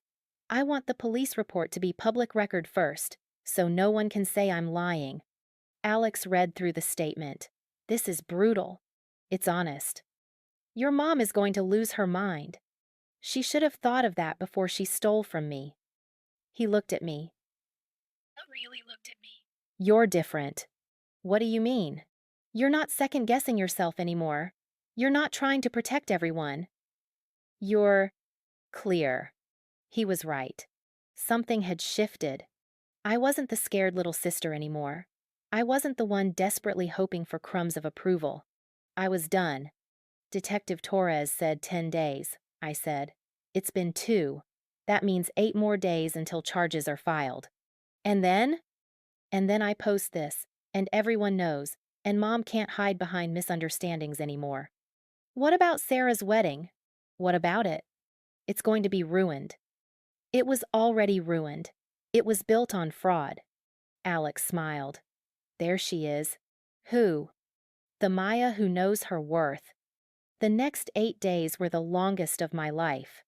I went to work, taught second graders about butterflies and fractions, graded papers, smiled at parents, and waited.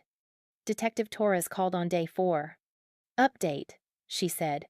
"DA accepted the case. Charges are being filed Friday. Your mother will be summoned to arraignment the following week." Friday. That was 4 days away. "Will she be arrested?" I asked.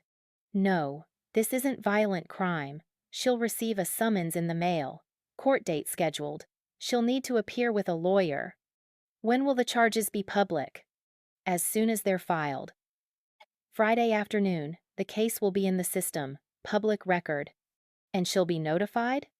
"She'll receive the summons within 48 hours, so by Sunday at the latest." Sarah's wedding was Saturday, 1 week away. Mom would receive criminal charges the day before the wedding. "Are you okay?" Torres asked. "Yes." "You sound calm." "I am calm. I'm ready." "Good. Call me if you need anything."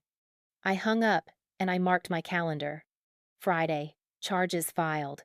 Saturday, Sarah's wedding, which I wasn't attending. Sunday, Mom receives summons. Monday, I post my statement. 1 week, and then everyone would know.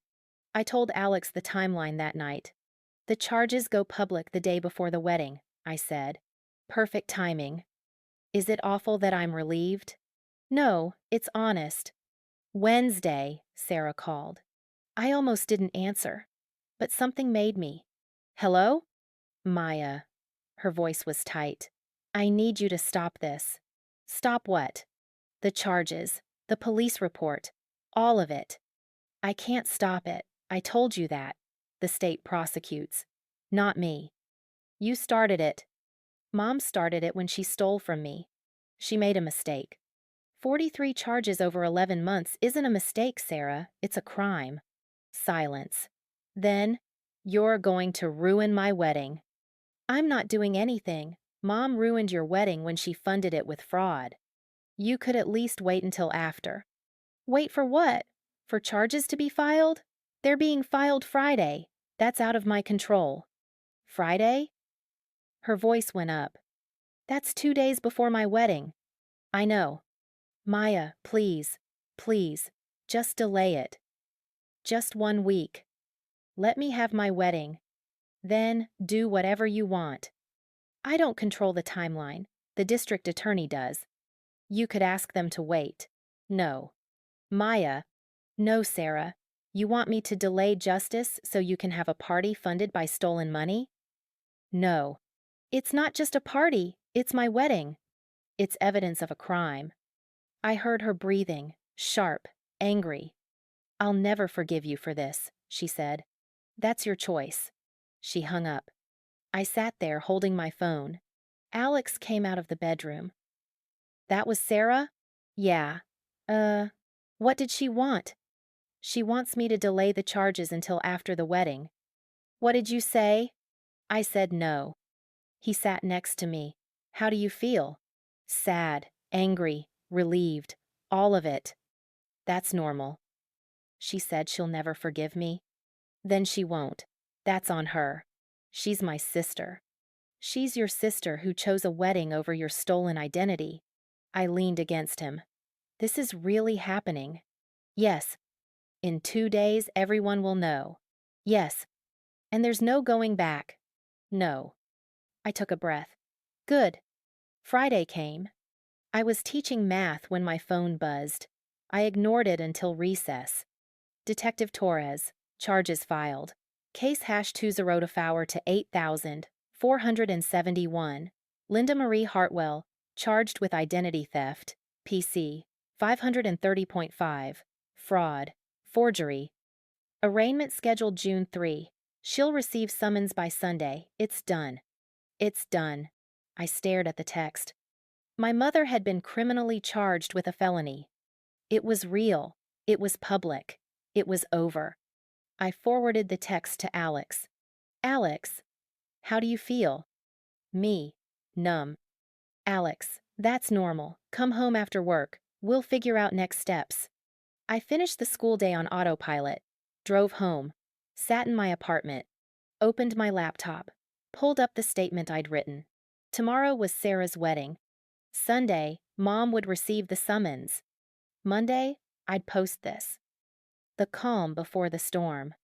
I spent Friday night with Alex. We ordered pizza, watched a movie. He held my hand. Tomorrow's the wedding, he said. I know. Are you going to think about it all day? Probably. Do you want to do something? Distract yourself? Like what? Hike, beach, drive somewhere, anything. I thought about it. Let's go to the coast. Somewhere far. Somewhere I can't think about it. Okay, we'll leave early. Make a day of it. Saturday morning, we drove to Big Sur. 3 hours north. Ocean cliffs, redwood trees. No cell service. We hiked. We sat on rocks overlooking the Pacific. We didn't talk about the wedding. But I thought about it. Right now, Sarah was getting her hair done. Right now, Mom was probably panicking about the summons that would arrive tomorrow. Right now, 200 guests were gathering at a castle winery in Napa Valley to watch my sister marry a man in a ceremony funded by my stolen credit. And I was 3 hours away, sitting on a cliff, breathing salt air. Are you okay? Alex asked. Yeah, I think I am. No regrets? About not going? About all of it. I thought about it, really thought about it. No, I said. No regrets. We stayed until sunset, drove home in the dark. I checked my phone when we got back into service. No calls from Sarah, no texts. But my cousin Jenna had texted. Jenna, the wedding was beautiful. Sorry you missed it. Hope you're okay. Beautiful. I wondered if anyone there knew. I wondered if Sarah was dancing right now, thinking about the charges coming tomorrow. I wondered if Mom was smiling in photos, knowing her criminal summons was in the mail. Sunday morning, I woke up to chaos. 17 missed calls, 34 texts, all from family members, aunts, uncles, cousins, even grandma. I opened the text. Aunt Maria, Maya, what is going on? Your mother called me crying. Something about police? Uncle Jim. Your dad just called. He said you filed charges against your mom? Is this true? Cousin Jenna, I just heard about the identity theft thing. Oh my God, are you okay? Grandma Ruth, Maya Rose Hartwell, call me immediately. They knew. Mom must have told them. Spun the story. Made herself the victim. I didn't respond to any of them. Instead, I opened Facebook, Instagram, Twitter. I posted the statement. Every platform, same text, same evidence attachments. Public statement regarding identity theft case, hash 2024, to 8,471. I hit publish. And then I turned off my phone. I didn't see the fallout in real time. I'd turned off my phone Sunday afternoon and didn't turn it back on until Monday morning. When I did, I had 487 notifications, comments, shares, messages, tags. The post had gone viral. Not internet famous viral, but family and friends network viral. 2,000 shares, 800 comments. I scrolled through them. Aunt Maria, I had no idea this happened. Maya, I'm so sorry. I believe you. Uncle Jim. Linda, you need to come clean. This is serious. Cousin Jenna. Holy shit! I can't believe this. Maya, I'm here if you need anything. High school friend, your mom did what? That's insane. I'm so sorry. College roommate, this is criminal. Full support. You did the right thing. But there were other comments too. Mom's friend Diane, this is a private family matter. Shame on you for airing this publicly. Dad's coworker. There are two sides to every story. Don't rush to judgment. Someone I didn't know. Family is forever. You'll regret this. And then, the comment I'd been waiting for. Sarah Hartwell, you posted this the day after my wedding. You couldn't even wait one day. You're vindictive and cruel, and I want nothing to do with you. I stared at that comment. Vindictive. Cruel. I'd been stolen from. I'd filed a police report. I'd told the truth. And I was vindictive. I didn't respond. I didn't engage. I just kept scrolling. More family members weighing in. More friends expressing shock. More strangers with opinions. And then I saw it. A comment from someone at the wedding. Rebecca M. I was at Sarah's wedding Saturday. Linda gave a speech about family and sacrifice. The whole time she knew criminal charges were coming. The hypocrisy is stunning. Someone else replied. Jason K. Wait, Linda spoke at the wedding after stealing from her daughter? That takes guts. Another reply. Guest, she cried during the speech.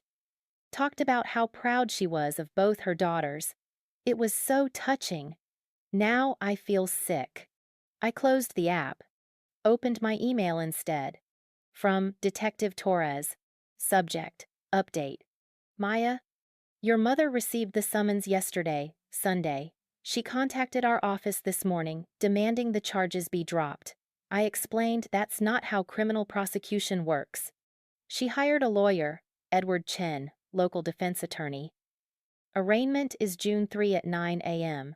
You don't need to attend, but you're welcome to if you want. Also, I saw your public statement. Smart move. Gets ahead of the narrative. Be prepared for blowback. Call if you need anything. Detective L. Torres. Blowback. I was already getting it. My phone started ringing. Mom's number. I'd unblocked it to see if she'd call. She did. I answered.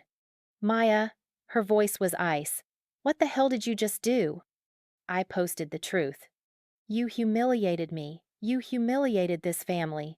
The day after your sister's wedding. You committed a crime. I documented it.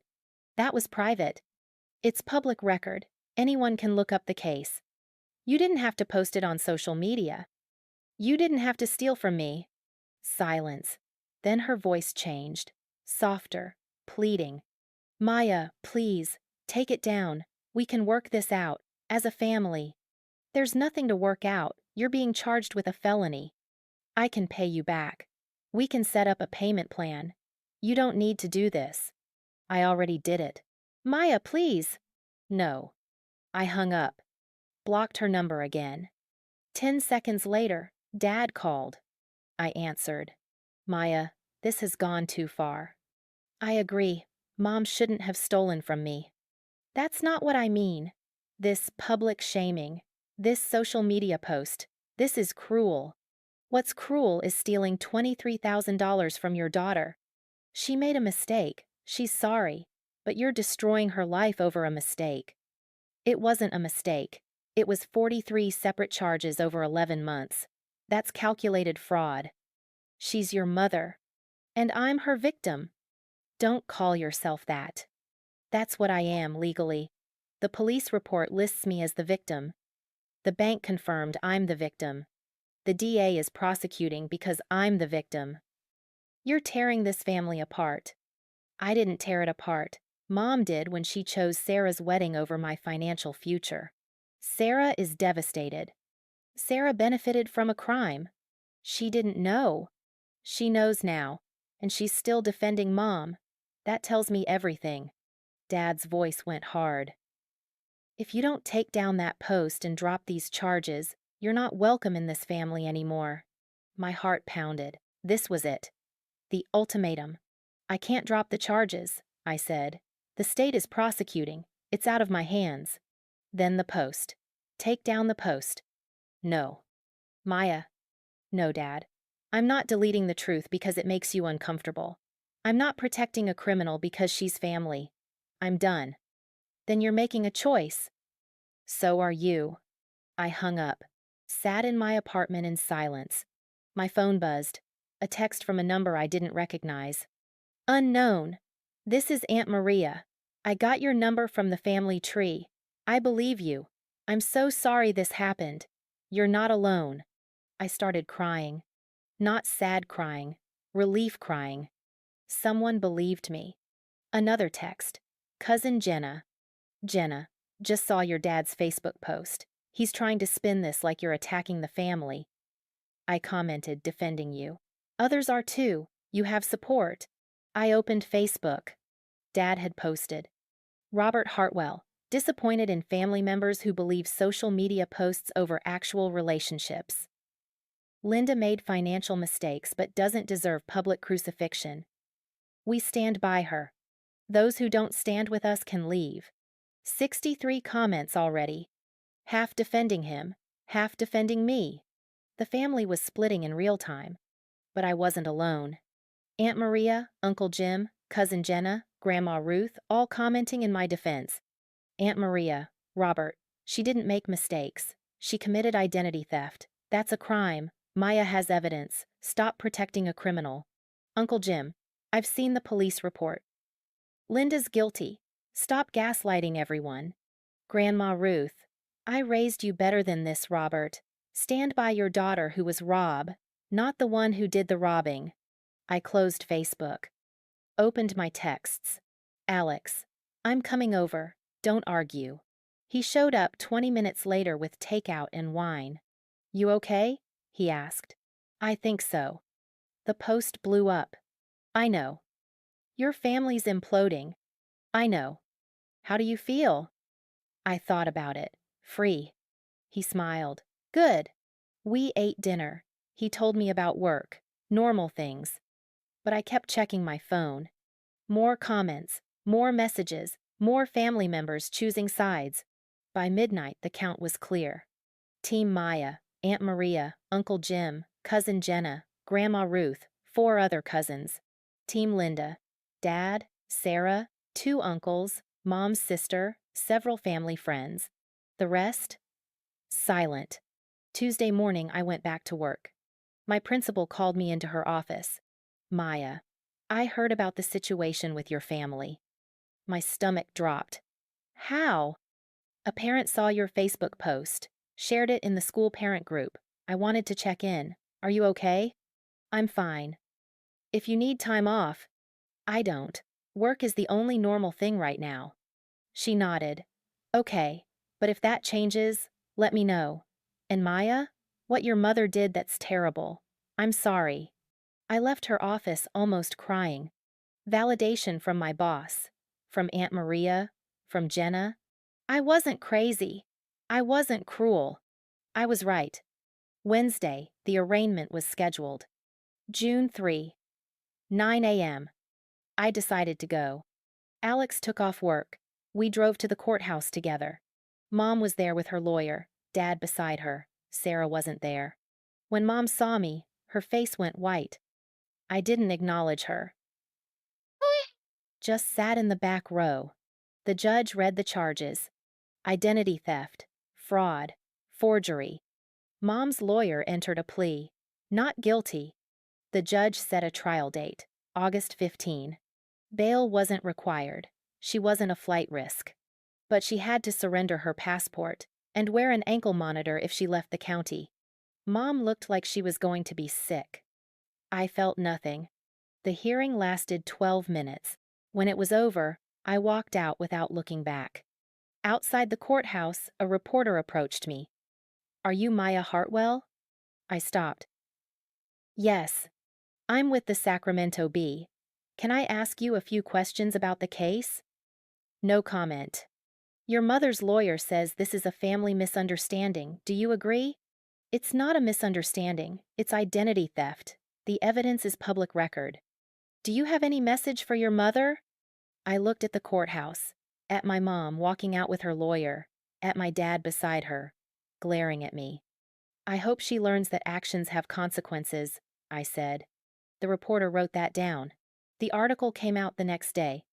Local teacher files charges against mother for $23K wedding fraud. It was real now. Not just family drama. Not just social media. Real. Public. Permanent. And I had no regrets. The article went viral within hours. Local news became state news, became national news, became Reddit, became Twitter, became TikTok. Teachers across the country were sharing it. This is why financial literacy matters. This is why you freeze your credit. This is why you protect your SSN. True crime podcasts reached out. "Would you be willing to share your story?" I declined all of them. This wasn't entertainment. This was my life.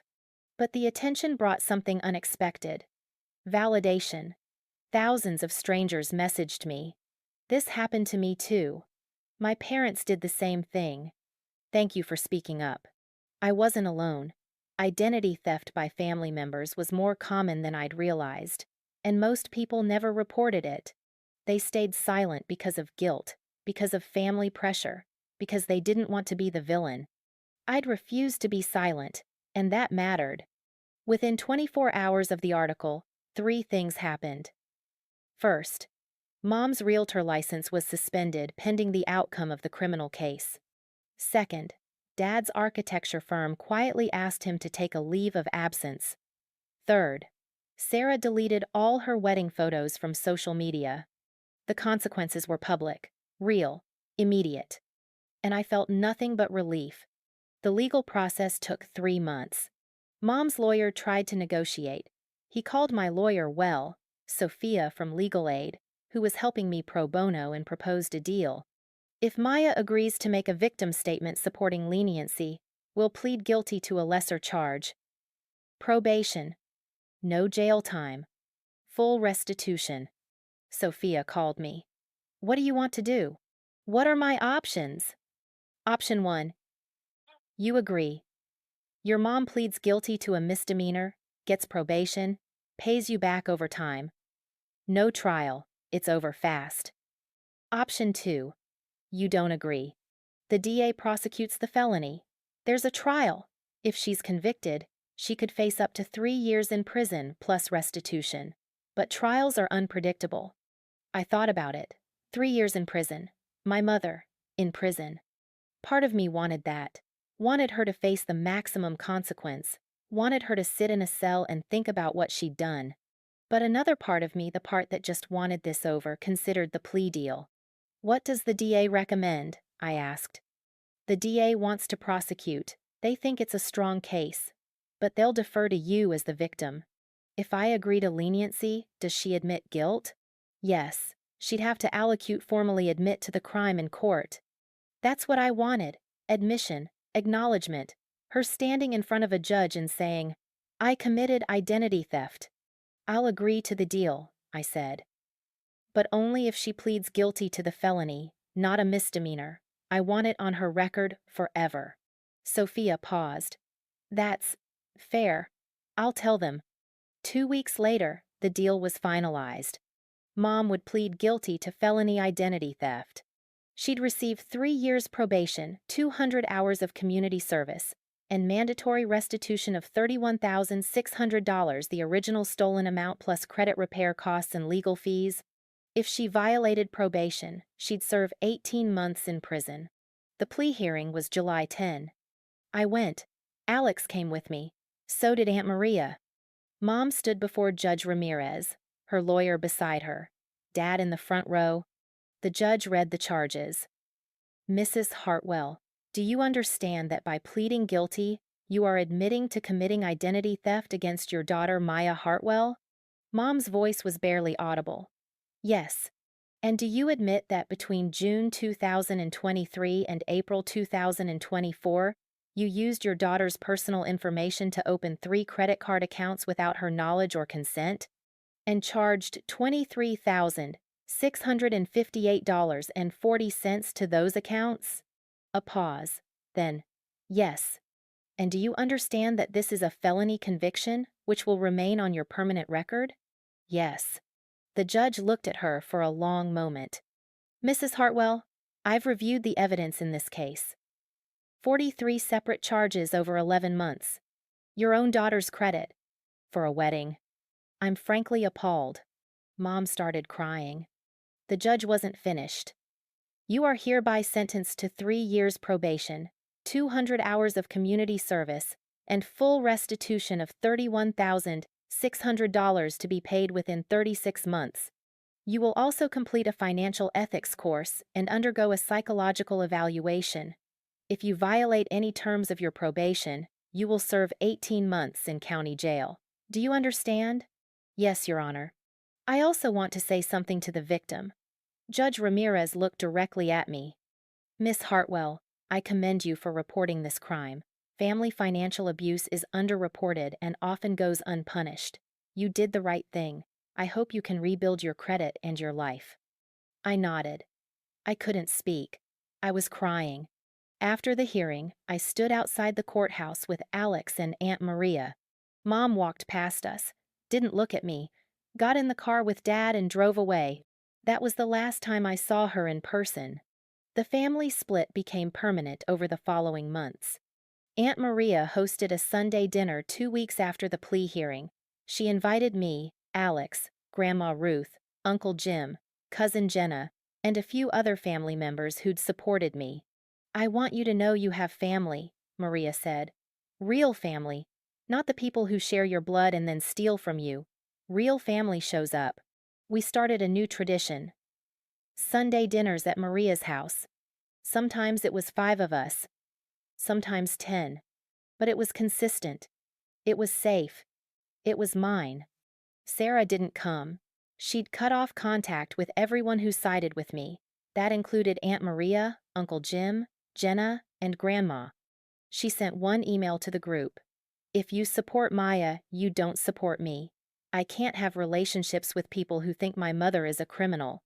Grandma Ruth responded, Your mother is a criminal. She pleaded guilty in court. Those are facts, not opinions. I love you, Sarah. But I will not condone what Linda did. Sarah never responded. The restitution payment started in August. $877.78 per month for 36 months. Direct deposit into my account. The first payment came on August 15. I stared at the notification on my phone. $877.78 from Linda M. Hartwell. It felt surreal. My mother was paying me back, legally obligated, court-ordered. I put the money directly into savings. I didn't want to spend it, didn't want to use it for rent or groceries or anything that would make it feel normal. It was blood money, evidence money.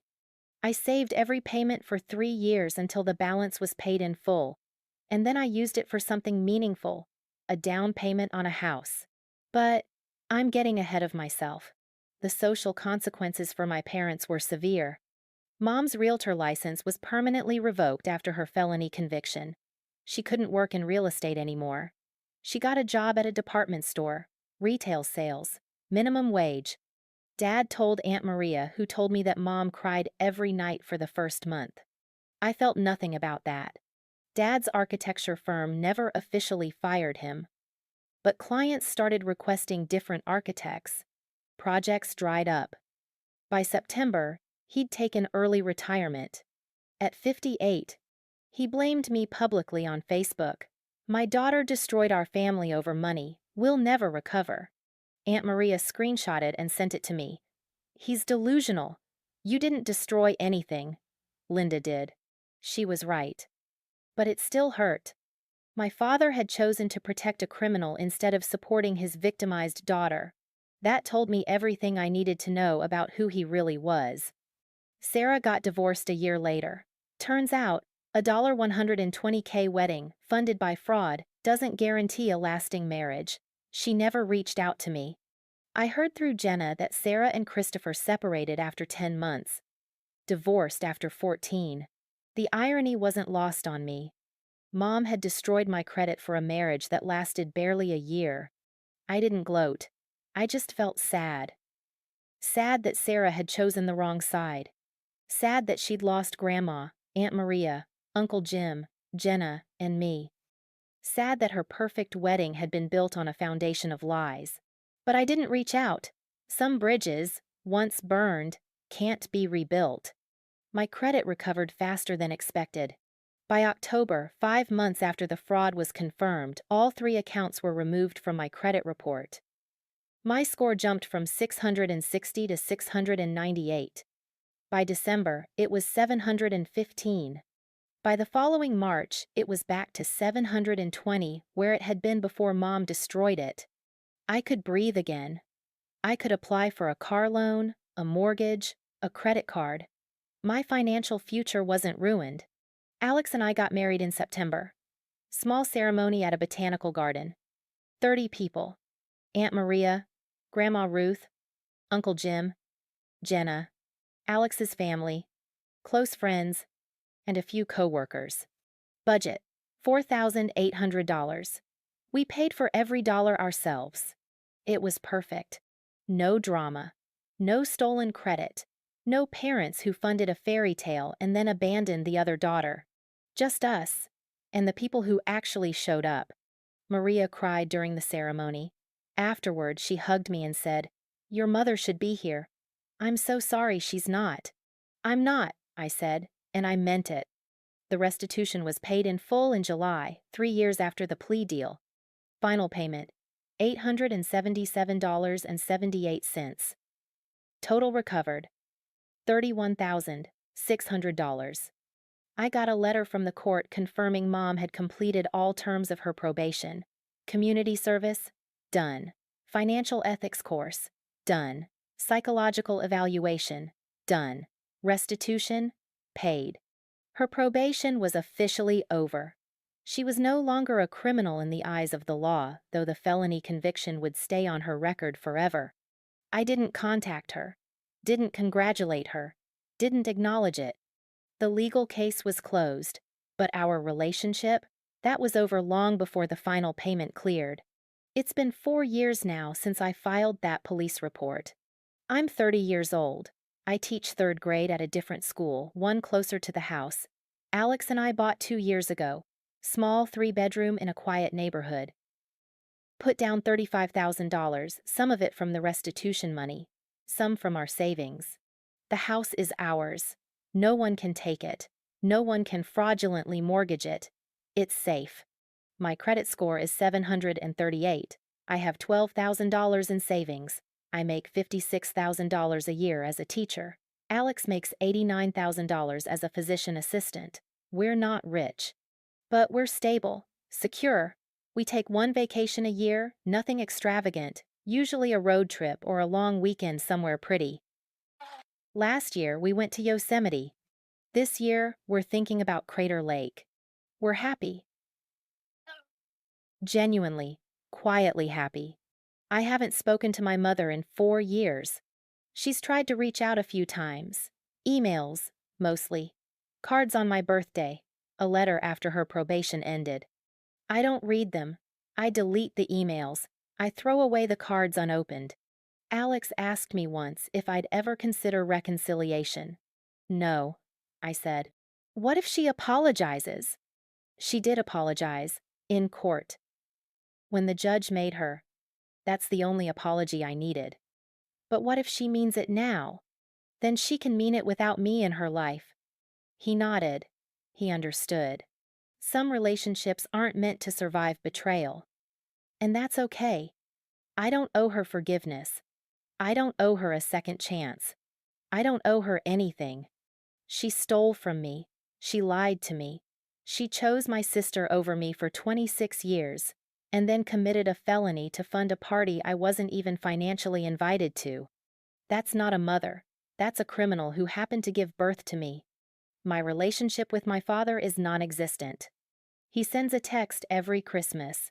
"Merry Christmas, Maya. Hope you're well." I don't respond. He chose her. He stood by her in court. He blamed me publicly for destroying the family. He made his choice, and so did I. Sarah and I are strangers now. I see updates through Jenna sometimes. Sarah moved to Portland after her divorce. Works in marketing for a startup. Dating someone new. Seems fine. I don't hate her. I don't wish her harm. I just don't think about her much anymore. She was my sister. Past tense. Maybe that's sad. Maybe it's realistic. Maybe it's both. But I didn't lose everyone. Aunt Maria is like a second mother now. She hosts Sunday dinners. She came to my wedding. She was there when Alex and I bought the house, brought champagne, and helped us unpack. Grandma Ruth turned 86 last month. We threw her a party. She grabbed my hand during the cake and said, "I'm proud of you, Maya. You stood up for yourself. That takes guts." Uncle Jim texts me every few months. "How's life? Still teaching? Still happy?" We're not super close, but we're family, real family. Cousin Jenna is one of my best friends now. We get coffee every other week. She was a bridesmaid at my wedding. She's the first person I call when something good happens. I didn't lose family. I lost people who were never really family to begin with. And I gained people who chose to show up. That's not a loss. That's an upgrade. Teaching saved me. Every September, I get a new class of 8-year-olds. They're chaotic and hilarious and exhausting and perfect. They don't know about my past. They don't know about identity theft or criminal cases or family splits. They just know that I'm Miss Hartwell, their teacher who loves books and always has good snacks and makes them laugh during math lessons. That's who I am now. Not the victim. Not the daughter who was betrayed. Not the sister who was second place. Just Maya, teacher, wife, friend, homeowner, person who survived and rebuilt. I'm proud of that. People ask me sometimes, strangers who recognize me from the articles, or distant relatives who see me at weddings or funerals if I regret it. Filing the report, pressing charges, going public. The answer is always the same. No. Not for a single second. Did it hurt? Yes. Did it cost me relationships? Yes. Did it blow up my family? Yes. But it also freed me. I'm not that scared little girl anymore, begging for scraps of approval from parents who would never see me. I'm not the second choice. I'm not the practical one. I'm not the one who gets $50 Target gift cards while her sister gets $15,000 honeymoons. I'm the one who said enough. I'm the one who reported a crime. I'm the one who refused to protect an abuser just because she was related to me. I'm the one who walked away and built a better life. And I'd do it all over again. 4 years later, I can finally say, I'm okay. Not perfect. Not healed in some Hollywood movie way where everything is tied up in a neat bow. But okay. Genuinely okay. I have a husband who loves me. A house that's mine. A job I care about. Friends who show up. Family who chose me. I have peace. My mother doesn't get to take that from me. My father doesn't. My sister doesn't. They took my credit. They took my trust. They took years of my life where I thought I was the problem. But they didn't take my future. I built that myself, and no one can steal it. Sometimes I think about Sarah's wedding, about that $120K fairy tale, about the Vera Wang dress and the Castle Winery and the live orchestra. And then I think about my wedding. $4,800 at a botanical garden. 30 people who actually loved me. No fraud, no lies, no stolen credit. Mine was better. Not because it cost less, because it was real. That's the lesson, I think. You can spend $120,000 on appearances. You can throw the perfect party. You can have 200 guests and a photo shoot and a three-tier cake, but if it's built on lies, it's worthless. I'd rather have my $4,800 wedding and my real family and my clean conscience. I'd rather have the truth. And I'd rather be free. If you're reading this, if you're in a similar situation, if your family has stolen from you, if you're wondering whether to report it, here's what I want you to know. You deserve justice. Not just closure. Justice. You deserve to be believed. You deserve to have your pain acknowledged. You deserve consequences for the people who hurt you, even if they're family, especially if they're family.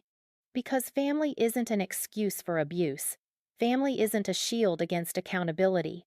Family isn't a reason to stay silent. Real family shows up. Real family protects you. Real family doesn't steal your identity to fund a party. And if your family isn't doing that, they're not your family. They're just people you happen to be related to. You can walk away. You can report them. You can build a new life with people who actually deserve you. It won't be easy. It will hurt. You'll lose people. You'll be called vindictive, cruel, ungrateful. But you'll also be free. And freedom is worth it. I'm Maya Hartwell. I'm 30 years old. I'm a teacher, a wife, a homeowner, a friend. I reported my mother for identity theft. She pleaded guilty. My family split. I walked away. And I've never been happier. That's my story. If this story resonated with you, you're not alone. Financial abuse is real. Family betrayal is real. Identity theft by parents is more common than you think. You don't have to stay silent. You don't have to protect people who hurt you. You don't have to sacrifice your future for someone else's comfort. You deserve better. And if your family can't give you that, find people who can. Thank you for listening to my story. Thank you for believing survivors. Thank you for understanding that justice isn't cruelty. It's necessary. I hope you choose yourself. I hope you choose truth. I hope you choose freedom, because you deserve it. This is Achiever Betrayed, where we tell the stories of people who succeeded despite the betrayal of those who should have supported them. If you have a story, you're not alone. If you need to hear you're not crazy, you're not. If you need permission to walk away, here it is. You are enough. You always were. And the people who can't see that, they don't deserve you. Take care of yourselves, choose wisely, and never let anyone steal your future. This is Achiever Betrayed.